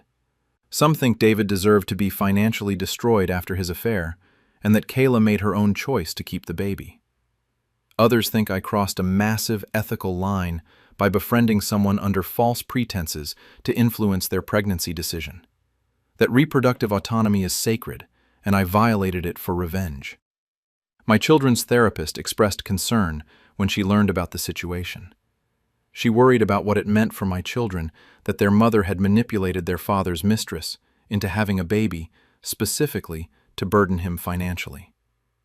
She said it showed a level of calculated revenge that might affect how I handled co-parenting conflicts. Kayla's daughter is now 18 months old. Kayla is struggling as a single mother while David pays substantial child support, but has minimal involvement. He sees the baby every other weekend, but the relationship with Kayla is hostile and dysfunctional. This child will grow up in a broken home with parents who resent each other, partly because I encouraged her mother to keep her when she was considering other options. I think about that fake Facebook profile, those weeks of messages encouraging Kayla to keep the baby, convincing her David would come around, and that single motherhood would be rewarding. I'd known the relationship would fail, and David would be a reluctant father at best. But I'd wanted him trapped with an 18-year financial obligation and a permanent reminder of his betrayal. David's affair and the pregnancy were his choices and his responsibility, but I'd actively influenced whether that pregnancy continued, specifically to maximize his punishment. I'd befriended a vulnerable young woman under false pretenses and guided her toward a decision that benefited my revenge plan rather than her actual well-being. Kayla would have made her own decision ultimately, but I removed the neutrality of that decision by pretending to be a supportive friend while actually manipulating her for my own purposes. A child now exists in difficult circumstances, partly because I encouraged her mother to continue a pregnancy she'd been unsure about, not for the child's sake, but for revenge. I have my favorable divorce settlement. David is financially strapped and miserable, and Kayla is struggling with a daughter she might not have had if I hadn't interfered. The revenge succeeded comprehensively, but the cost was using someone's reproductive decision as a weapon and bringing a child into the world partly as a tool of punishment. Was I justified in befriending and encouraging Kayla to keep her pregnancy to maximize David's financial burden? Or did I cross an ethical line by manipulating someone's reproductive decision for revenge purposes? My wife cheated while I was deployed, so I used my security clearance to ruin her new boyfriend. Coming home early from deployment to surprise your wife and finding her car parked outside another man's apartment complex destroys you in ways civilians can't understand. I'm Jackson, 31, active duty Air Force, and had been deployed overseas for 7 months. I'd managed to get emergency leave approved and flew home 3 weeks early to surprise my wife Amanda, 29. I'd imagined her joy at seeing me, but instead I tracked her phone to an apartment complex across town at midnight. I sat in my car watching her vehicle parked outside for 2 hours before she finally emerged with a man I didn't recognize. They kissed passionately before she got in her car. I followed her home to our house, waited until she was inside, then confronted her. She broke down immediately, admitting she'd been seeing someone named Cole for the past 4 months. She claimed the deployment had been too hard, that she'd been lonely, and that Cole had just been there for her when I couldn't be. I was wearing my uniform, had just flown 18 hours to surprise her, and she'd been with another man. The betrayal cut deeper because I'd been serving our country in a combat zone while she'd been cheating in our bed. Amanda begged for forgiveness, said she'd end things with Cole, that she wanted our marriage to work. I told her I needed time to think and checked into a hotel on base. Over the next few days, I couldn't stop thinking about Cole, the man who'd been sleeping with my wife while I was deployed. I did what any soldier with resources would do. I looked him up. I have security clearance and access to background check systems through my work. I pulled up everything on Cole Martinez, his address, employment history, criminal record, financial information, all of it. What I found was interesting. Cole worked as a contractor for a defense company that required security clearance for his position. He'd disclosed a previous DUI on his clearance application from 5 years ago. But my deeper search revealed something he hadn't disclosed. A domestic violence arrest from 8 years ago in another state that he'd apparently thought was sealed or expunged. The charges had been dropped, but the arrest should have been disclosed on his clearance application. He'd lied on federal documents. I also found that Cole had significant debt and a history of relationships with married women based on social media patterns and public records. This wasn't his first affair with a military wife. He seemed to deliberately target women whose husbands were deployed, which made my blood boil even hotter. I made copies of everything I'd found. Then I filed a formal report with the Defense Counterintelligence and Security Agency, DCSA, detailing Cole's undisclosed arrest on his security clearance application. I provided all the documentation showing the domestic violence arrest he'd failed to report. I also sent an anonymous tip to his employer's security office pointing out the discrepancy. Then I took things further. I contacted Cole's landlord with documentation showing he'd lied on his rental application about previous evictions I'd found in public records. I sent information to his car loan company showing he'd misrepresented his employment stability. I systematically reported every lie and discrepancy I could find in his life to every relevant authority and institution. But I wasn't finished. I found 3 other military wives on social media who'd been involved with Cole based on tagged photos and comments during times their profiles indicated their husbands were deployed. I contacted each of them privately, identified myself as another betrayed spouse, and asked if they'd be willing to provide statements about Cole's pattern of targeting military families. 2 of them agreed, both angry they'd been manipulated by someone who specifically pursued deployed service members' wives.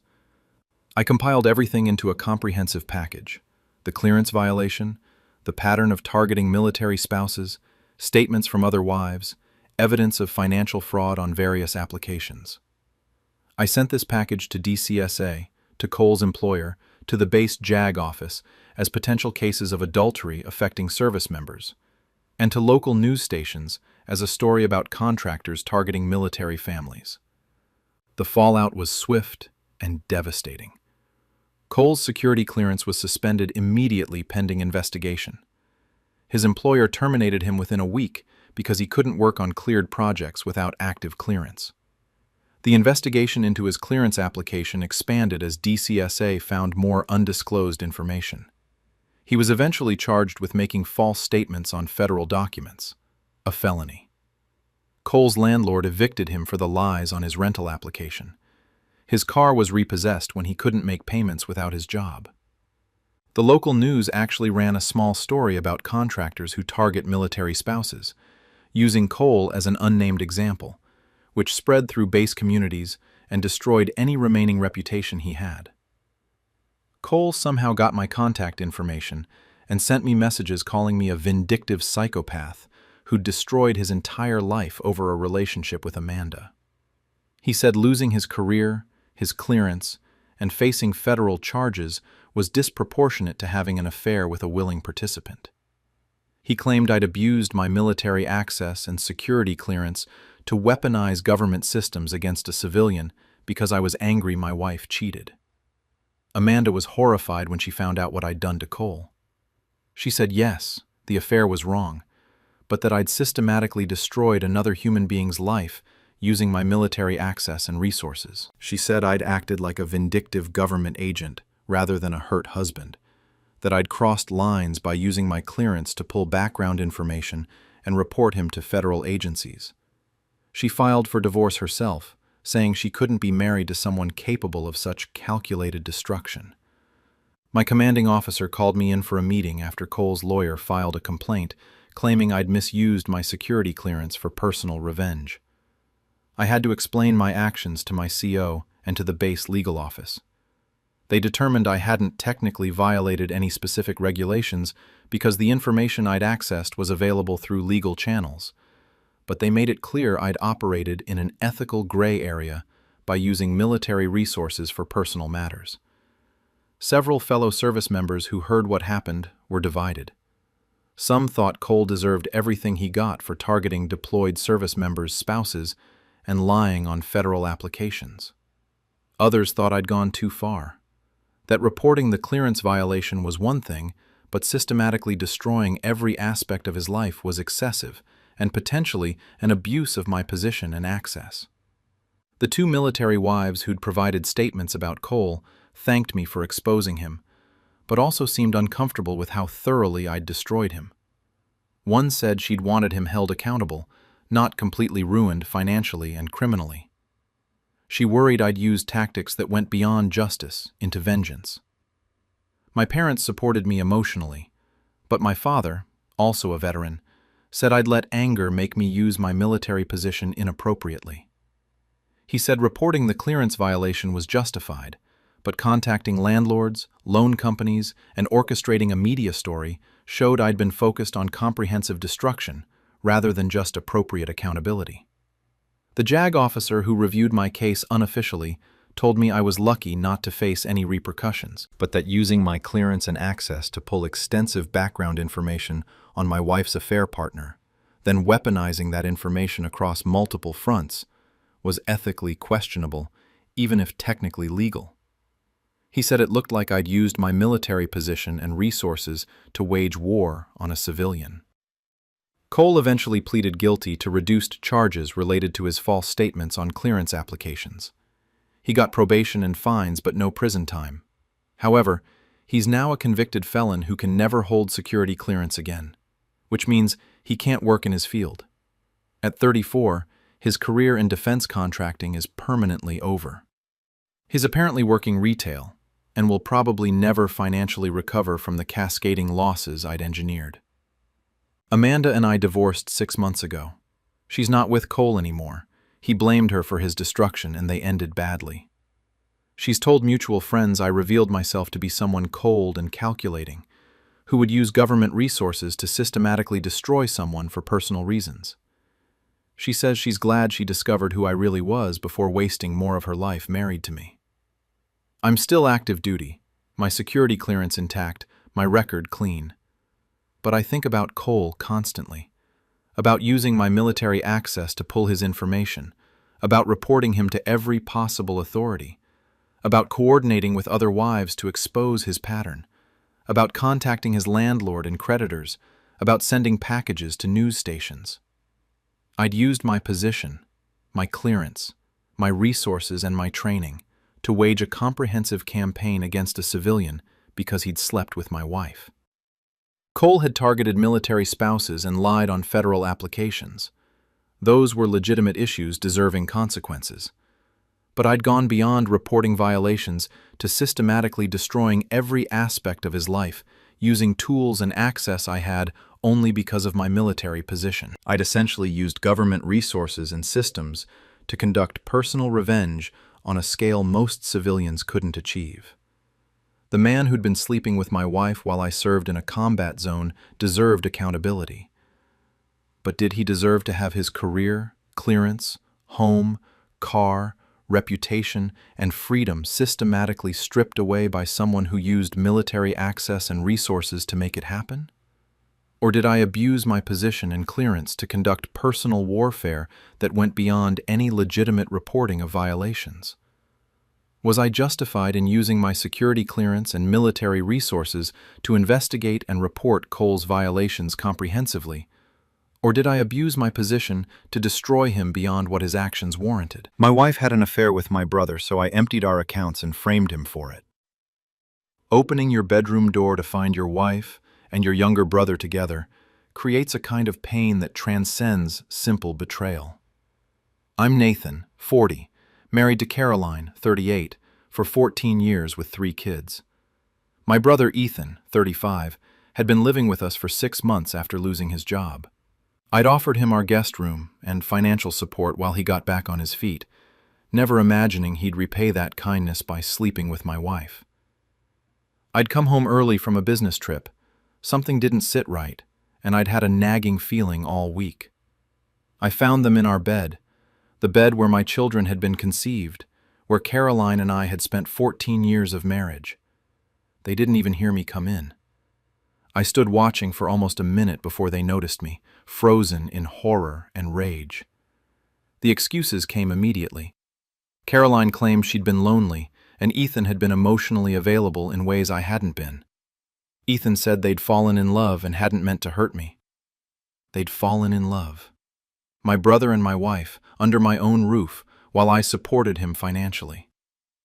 The betrayal was multi-layered and comprehensive. I didn't yell or confront them beyond that initial moment. I told them both to get out of my house and went to a hotel to think.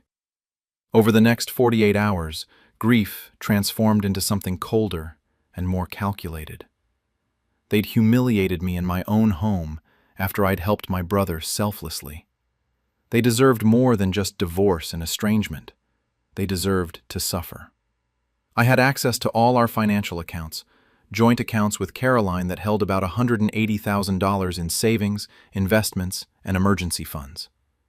I also knew Ethan's banking information because I'd been helping him manage his limited finances while he was unemployed. The pieces of a plan started forming in my mind. I withdrew $90,000 from our joint accounts in cash over 2 days, staying just under the reporting thresholds that would trigger automatic bank notifications. I emptied the rest through transfers to a new account I'd opened in only my name at a different bank. By the time I was done, I'd removed all accessible funds from accounts Caroline had access to. Then, I did something that crossed from financial to criminal. I deposited $40,000 of that cash into Ethan's checking account through ATM deposits split across multiple locations. I made the deposits look like they'd come from different sources over several days. I kept meticulous records of the deposit slips and transactions, all showing money going into Ethan's account. Next, I filed for divorce and immediately claimed in my filing that Caroline had been colluding with Ethan to steal marital assets. I provided the deposit records showing significant money going into Ethan's account during the time he'd been living with us. I suggested they'd been planning to run off together with our savings, which explained both the affair and the financial transfers. Caroline and Ethan were blindsided. Caroline had no idea where our money had gone until she received the divorce filing. Ethan discovered $40,000 in his account that he couldn't explain, with deposit slips he'd never made.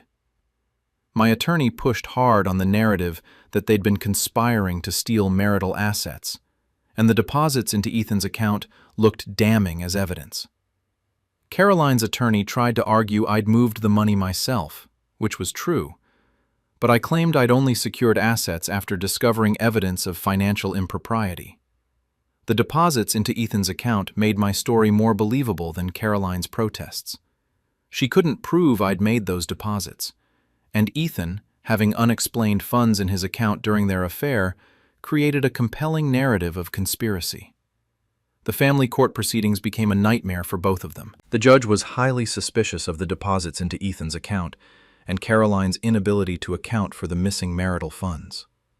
While the judge didn't definitively rule they'd stolen the money, the suspicion worked heavily in my favor. I was awarded the house, primary custody of our children, and a favorable asset split because Caroline couldn't explain what had happened to our savings. But the consequences extended beyond the divorce. Caroline reported the financial irregularities to the police, hoping an investigation would prove I'd framed them. Instead, the police investigation focused on Ethan for unexplained deposits and potential money laundering. He couldn't prove where the money came from or that he hadn't deposited it himself. He was charged with structuring deposits to avoid bank reporting requirements and conspiracy to commit theft. Ethan's legal defense was that I'd framed him, which was completely true, but he had no evidence.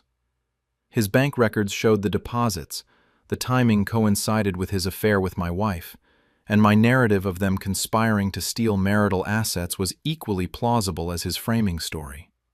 His public defender was overwhelmed and couldn't prove my involvement in the deposits. Ethan took a plea deal to avoid potential prison time.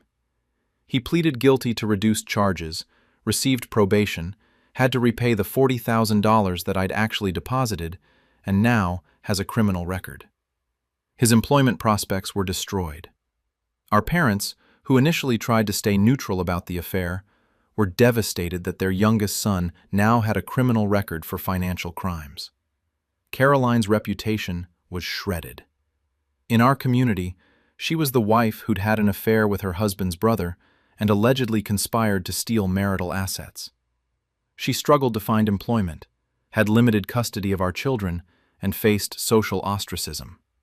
The truth was complicated, but the narrative I'd created was the one people believed. My brother sent me one letter after his conviction, saying I'd destroyed his life with a criminal record he'd carry forever over an affair. He said I'd committed actual crimes by framing him, and that my revenge had made me worse than anything he'd done. He said he'd made a mistake with Caroline, but I deliberately manipulated the legal system to give him a criminal record and take away his future. Caroline's family hired a private investigator to try to prove I'd framed Ethan. They found suspicious patterns in the cash withdrawals and deposits, but couldn't definitively prove I'd made the deposits into Ethan's account. The PI's report noted that while my story was questionable, Ethan's inability to explain the deposits in his account made his version equally dubious. No charges were ever filed against me. Our parents are destroyed by what's happened to our family. My mother hasn't spoken to me in a year, believing I've somehow orchestrated Ethan's criminal conviction. My father tries to maintain relationships with both of us, but is clearly conflicted. They've lost one son to a criminal record, and the other to the rift his revenge created.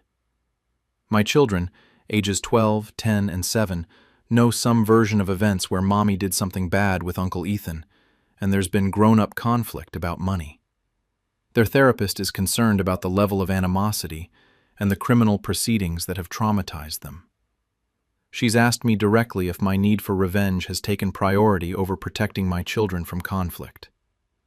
Friends who know the full story are horrified. Some believe Caroline and Ethan deserved consequences for the affair, but most are disturbed by my framing Ethan with deposits that resulted in criminal charges. They say the affair was terrible, but that I committed actual crimes and manipulated the legal system to give my brother a criminal record as revenge. My attorney, in private, has suggested I need therapy to process what I did. He said he'd helped me get a favorable divorce settlement, but he believes I crossed serious legal and moral lines by making deposits to frame Ethan. He said if anyone ever proved I made those deposits, I'd face criminal charges myself for fraud, filing false reports, and evidence tampering. I think about those ATM deposits constantly, feeding cash into machines to create evidence against my brother, documenting transactions I'd later use to claim theft. I emptied our marital accounts and framed Ethan for it, then used the legal system to punish both him and Caroline. The affair justified ending my marriage, but did it justify committing crimes to frame my brother? Ethan has a criminal record at 36 that will follow him permanently. He's working minimum wage because felony convictions limit employment. He'll be paying back money he never actually stole, money I deposited into his account specifically to frame him. Our family is permanently fractured, our parents heartbroken, and my children traumatized by the chaos. Caroline's life is significantly worse than if we'd just divorced over the affair. The narrative I created about financial conspiracy has damaged her reputation and employment prospects beyond the natural consequences of infidelity. And I'm the one who engineered all of it through criminal acts disguised as protecting marital assets. I have my children primarily. I have the house, and I kept the money. Caroline and Ethan's lives are ruined professionally and socially, and Ethan carries a criminal record. But I committed fraud and evidence tampering to make it happen, and I manipulated the legal system into prosecuting an innocent man for crimes I orchestrated. The affair was their betrayal, but the criminal framing was mine. Was I justified in emptying our accounts and framing Ethan with deposits that resulted in criminal charges? Or did I become a criminal myself in pursuit of revenge for their affair? My wife's affair gave me an STD, so I made sure she lost her nursing license permanently. Getting a call from your doctor asking you to come in immediately for test results creates a specific kind of dread that nothing prepares you for. I'm Daniel, 39, married to Rebecca, 37, for 13 years with 2 daughters, ages 11 and 8. I'd gone for a routine physical and gotten tested for STDs as part of standard screening. My doctor called saying I'd tested positive for chlamydia and needed treatment immediately. I'd been with only Rebecca for over 13 years, which meant the infection could only have come from one source. I confronted Rebecca that evening after putting the kids to bed. She denied everything initially, claiming there must be a lab error or that I'd somehow gotten infected another way. But when I pressed harder and showed her the test results, she finally admitted she'd been having an affair with someone from her gym for the past 6 months. She claimed they'd used protection, but acknowledged he must have had something that got transmitted anyway. She'd infected me with an STD from her affair partner, and hadn't even warned me or suggested we get tested. I was devastated and furious. Beyond the betrayal of the affair, Rebecca had exposed me to a disease without my knowledge or consent. The doctor said chlamydia was treatable, but that untreated infections could cause serious complications. Rebecca had risked my health to hide her affair, and she only confessed when caught by medical evidence. If I hadn't gotten that routine physical, I might have gone months or years with an untreated infection. Then I remembered something significant about Rebecca's career. She was a registered nurse working at a local hospital, a position that required maintaining professional standards and ethical conduct. Nurses are held to codes of ethics by their licensing boards and can face disciplinary action for conduct that reflects poorly on the profession, even in their personal lives. But more importantly, I recalled that Rebecca had been treating her affair partner's minor injuries at our home. He'd apparently hurt his shoulder at the gym, and Rebecca had been providing him with prescription-strength pain medication from samples she'd brought home from the hospital. She'd essentially been practicing nursing and providing prescription medication outside of a proper clinical setting, which was illegal and a serious violation of her nursing license. I started documenting everything. I kept records of the STD diagnosis and Rebecca's admission about the affair. I searched our house and found the medication samples she'd been giving her affair partner, along with text messages where she'd discussed his shoulder pain and the medications she was providing. I also found messages indicating she'd accessed his medical records at the hospital where she worked, looking up his information without a legitimate clinical reason, which was a HIPAA violation. Over the next 2 weeks, I compiled a comprehensive file showing Rebecca's professional misconduct, providing prescription medication to a non-patient outside clinical settings, accessing medical records without authorization for personal reasons, and using hospital resources for her affair. I also documented that she'd exposed me to an STD through her affair, demonstrating a pattern of poor judgment and ethics that raised questions about her fitness to practice nursing. I filed a formal complaint with the state nursing board. I included all the evidence, medical records of my STD diagnosis, text messages showing her providing medication and accessing records, and a detailed timeline of her misconduct. I argued that Rebecca's behavior demonstrated she couldn't be trusted with the ethical responsibilities of nursing licensure and patient care. I also consulted with a divorce attorney who helped me understand how Rebecca's professional misconduct could affect our proceedings. The lawyer said the evidence of her affair and the STD exposure would be relevant for divorce, and that her potential loss of nursing license would affect alimony and child support calculations, since it would impact her earning capacity. The nursing board investigation was thorough. They interviewed me, examined the evidence, and reviewed Rebecca's employment records at the hospital. They found she had indeed accessed her affair partner's medical records without clinical justification, which was a clear HIPAA violation. They confirmed she'd taken medication samples home and provided them to someone who wasn't her patient. The pattern of misconduct was undeniable. Rebecca was initially suspended while the investigation continued. Her hospital terminated her employment for the HIPAA violations and improper handling of medication. The nursing board held a formal hearing where I testified about the affair, the STD, and the evidence of her providing medication and accessing records inappropriately. The board revoked Rebecca's nursing license permanently. They found she'd violated multiple standards of professional conduct, breached patient privacy, and demonstrated judgment so poor it made her unfit to practice nursing.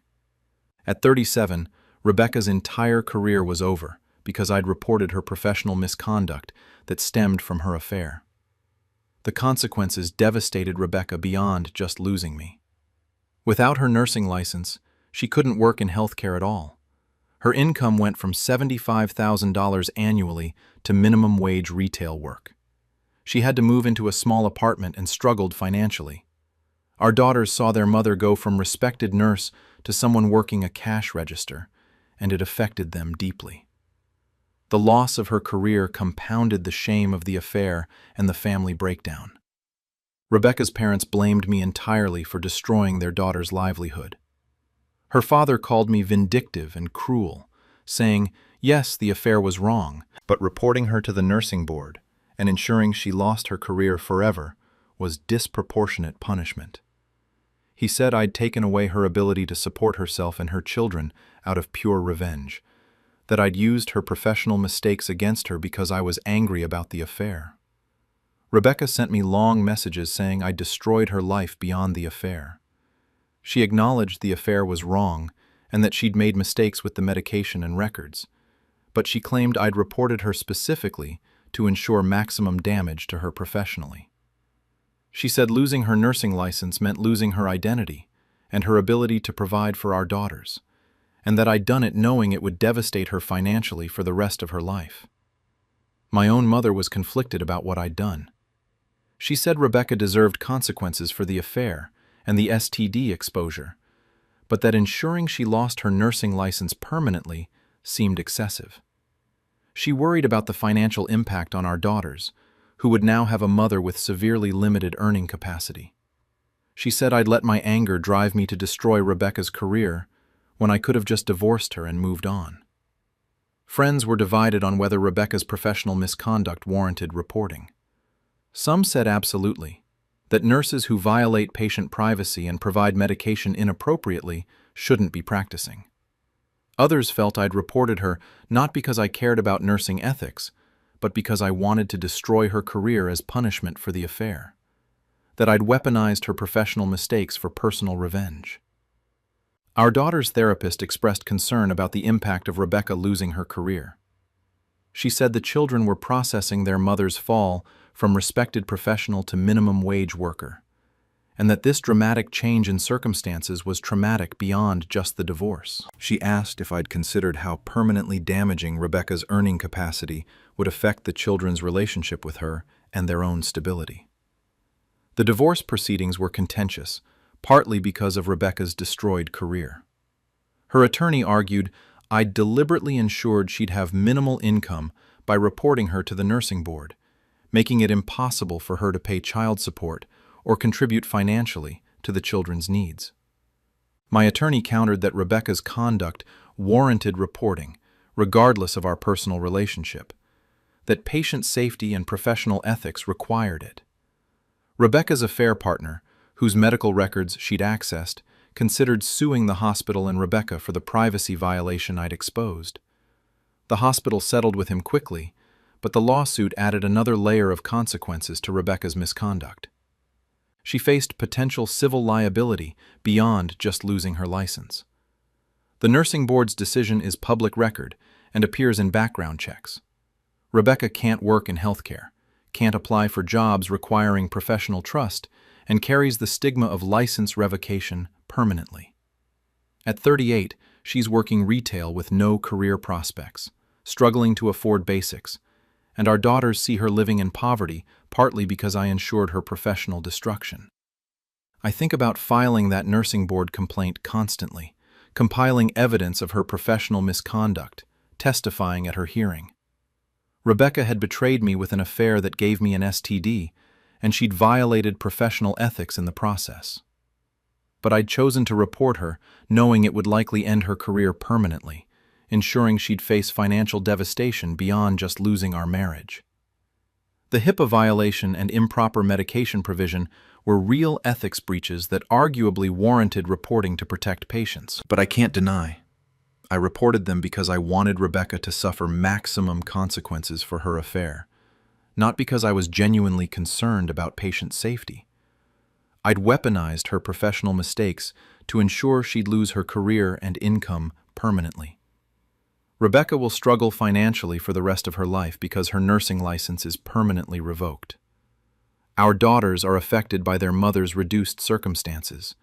She'll never recover the career and identity she'd built over 15 years. And I'm the one who ensured all of that, by reporting conduct that might never have come to light if she hadn't had an affair with me. The affair and STD exposure deserved consequences, but did they justify ensuring Rebecca permanently lost her career and earning capacity? Or did I abuse legitimate ethics concerns to destroy her professionally as punishment for personal betrayal? Was I justified in reporting Rebecca's professional misconduct to the nursing board, knowing it would permanently end her career? Or did I weaponize legitimate ethics violations for personal revenge that will affect my daughter's financial stability? My wife's affair partner was her therapist, so I reported him and destroyed his entire practice. Finding receipts for therapy sessions you didn't know about leads to questions you never wanted answered. I'm Marcus, 38, married to Andrea, 35, for 11 years with a daughter who's 8. 6 months ago, I noticed charges on our credit card for weekly appointments with Dr. Jason Reeves, a licensed therapist. When I asked Andrea about it, she got defensive and said she'd started therapy for anxiety and didn't want to discuss it because it was her private mental health care. I respected that initially and didn't push further. But over the following weeks, Andrea became more distant and secretive. She'd smile at her phone constantly, take calls in private, and seemed emotionally absent from our family. Her therapy appointments were always on Thursday evenings, and she'd come home late, sometimes not until 10 or 11 at night, claiming the sessions ran long or she'd gone for coffee afterward to decompress. My suspicions grew, and I did something I'm not proud of. I checked her phone while she was in the shower. What I found shattered me completely. Hundreds of text messages between Andrea and Dr. Reeves that were anything but therapeutic. Sexual messages, declarations of love, photos, detailed plans for their sessions, which clearly weren't happening in his office. They'd been having an affair for at least 4 months, and she'd been paying for fake therapy appointments that were actually hotel meetups with her therapist. I felt physically sick reading through their messages. This wasn't just cheating. This was a mental health professional who'd violated every ethical boundary imaginable. Andrea had initially gone to him for legitimate anxiety issues, and he'd groomed her into a romantic and sexual relationship while in a position of authority and trust. The power dynamic was disturbing, and the fact that our insurance and credit cards had been paying for his sessions made it feel even more violating. I screenshot everything before Andrea got out of the shower, then backed up the evidence to multiple locations. When she came into the bedroom, I confronted her with what I'd found. She broke down immediately, admitting the affair but claiming Jason, she used his first name, had made her feel understood and valued in ways I hadn't. She said their relationship had developed naturally from therapy and that she'd fallen in love with him. I told her what Jason had done was illegal and unethical, that therapists don't have relationships with patients. She defended him, saying their connection was real and that he'd ended their professional relationship before anything romantic happened. I showed her the message timestamps, which proved they'd been sexually involved while she was still officially his patient. She had no response to that. Over the next week, while Andrea stayed at her sister's house, I researched everything about therapist ethics violations and mandatory reporting. What Dr. Jason Reeves had done wasn't just morally wrong, it was a serious violation of his licensing board's ethical codes. Therapists are explicitly forbidden from having romantic or sexual relationships with current patients, and there are mandatory waiting periods even after terminating treatment. Jason had violated multiple ethical codes and potentially committed criminal acts, depending on how the relationship had developed. I filed a formal complaint with the state licensing board, including all the evidence, text messages, photos, and the timeline showing Andrea had been his patient when their relationship began. I detailed how he'd used therapy sessions to groom my wife into an affair, how he'd billed for sessions that were actually romantic encounters, and how he'd violated the trust placed in him as a mental health professional. But I didn't stop there. I found out Dr. Reeves had a wife and 2 teenage children. I sent her an anonymous package with printed copies of some of his messages to Andrea, not the explicit ones, but enough to show the emotional affair and that he'd been lying about working late. I included a note suggesting she check his therapy session billing records against his actual location data if she wanted the full truth. I also reported him to the American Psychological Association and the National Ethics Board. I sent detailed complaints to the hospital where he had admitting privileges and the group practice where he rented office space. I made sure every professional organization and institution he was affiliated with knew what he'd done, backed up with irrefutable evidence from the text messages. The investigation by the licensing board moved quickly because the evidence was so clear. They interviewed Andrea, who initially tried to protect Jason by claiming their relationship had started after therapy ended, but the text messages proved otherwise. Jason tried to claim Andrea had been the aggressor and that he'd tried to maintain boundaries, but his own messages betrayed him. Messages where he'd initiated sexual conversations and manipulated therapy sessions into romantic encounters. Within 3 months, Jason's license was revoked permanently. The board found he'd violated multiple ethical standards, engaged in sexual misconduct with a patient, and fraudulently billed for therapy sessions that were actually personal meetings. He was banned from ever practicing psychology again in our state and flagged in the national database, making it nearly impossible to get licensed elsewhere. But the consequences spiraled beyond just the license revocation.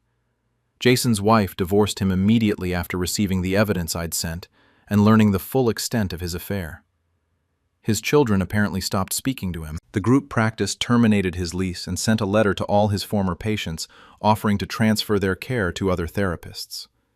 Several other former patients came forward with concerns about inappropriate boundaries after the complaint became somewhat public in professional circles. Jason lost everything. His career was over, his marriage ended, his relationship with his children was destroyed, and his professional reputation was permanently ruined. He couldn't practice therapy anywhere, and potential employers in any field could find records of his license revocation for sexual misconduct. At 42, his life was essentially over professionally and personally, because I'd made sure every authority and institution knew what he'd done. Andrea was devastated. Not about our marriage ending, but about what happened to Jason. She blamed me for destroying his life when we could have just gotten divorced quietly. She said I'd been vindictive and cruel, that reporting him to every possible authority was overkill, designed to punish him as harshly as possible. She said yes, he'd made mistakes, but that I'd ensured those mistakes would follow him forever and destroy every aspect of his life. My divorce attorney said the affair evidence helped our case, but that going after Jason so aggressively could make me look vindictive in custody proceedings. Andrea's lawyer tried to paint me as someone who'd prioritized revenge over our daughter's well-being by creating drama and publicizing the affair through multiple complaints. The judge seemed skeptical of that argument, but I could tell my actions had complicated the narrative. Jason sent me a letter through his attorney saying I'd destroyed an innocent man's life because I couldn't handle my wife's choices. He claimed their relationship had been consensual between adults, and that I'd weaponized licensing boards and ethics committees because I wanted revenge. He said he'd lost his career, his family, and his future because I'd been systematically vindictive rather than just ending my marriage. My daughter's therapist, a different one obviously, expressed concern about the level of conflict and how much energy I'd put into destroying Jason rather than focusing on healing and co-parenting. She gently suggested that while reporting the ethical violation was appropriate, the comprehensive campaign to ensure every aspect of his life was destroyed seemed to go beyond protecting other patients and into revenge territory. Jason's wife, who I'd sent the evidence to, actually reached out to thank me, but also said the explicit detail in what I'd provided had been traumatic. She'd needed to know about the affair, but some of what I'd included was more graphic than necessary for that purpose. She said it felt like I'd wanted to ensure maximum pain for everyone involved, not just inform her of her husband's betrayal. Our mutual friends were divided sharply. Some thought Jason had abused his position and deserved to have his career destroyed for exploiting a patient. Others felt that while reporting him to the licensing board was justified, sending evidence to his wife, reporting him to every professional organization, and ensuring maximum damage to every aspect of his life was excessive. A few stopped associating with all of us, exhausted by the drama. My brother, who's also a therapist, told me Jason had deserved to lose his license, but that my campaign to destroy every facet of his life seemed personal rather than protective. He said reporting to the licensing board protects future patients, but sending details to Jason's wife and reporting him to organizations beyond those with direct oversight seemed designed to maximize suffering rather than prevent future harm. Andrea eventually admitted the affair had been wrong, but maintains I destroyed Jason disproportionately. She's now in legitimate therapy with a different provider and has told our daughter an age-appropriate version of why we divorced. Our daughter knows Mommy and Daddy don't live together anymore, but doesn't know the details about the affair or what I did to Jason afterward. I think about Jason often, knowing he's working some low-wage job now because he can't practice therapy and his license revocation comes up in any professional background check. His teenagers won't speak to him. His ex-wife is rebuilding her life, and all of it stems from decisions I made about how thoroughly to destroy him after discovering his affair with my wife. Jason violated serious ethical boundaries by having a sexual relationship with his patient, and he deserved professional consequences. Andrea betrayed our marriage, and I had every right to be angry, but I chose to report Jason to every possible authority, to send explicit evidence to his wife, to ensure maximum damage to every aspect of his personal and professional life. That was calculated revenge beyond just protecting other potential patients. The licensing board revocation alone would have ended his career and protected future patients. But I'd wanted him to lose everything: his career, his marriage, his children, his reputation. Everything. I'd succeeded, but the collateral damage included Andrea's mental health, the impact on our daughter from the conflict, and Jason's children, who lost their father to divorce and public scandal. 10 months later, the divorce is almost final. I have primary custody of our daughter. Andrea sees her on weekends and is working on rebuilding her life. Jason is apparently struggling with depression and financial instability. His ex-wife is doing better, but dealing with the aftermath of a public scandal. And I'm left wondering if I protected vulnerable patients by reporting an unethical therapist, or if I weaponized professional ethics boards to destroy a man as thoroughly as possible because he'd had an affair with my wife. Was I justified in reporting Dr. Reeves to every authority and ensuring maximum professional and personal destruction? Or did I use legitimate ethics concerns as cover for comprehensive revenge?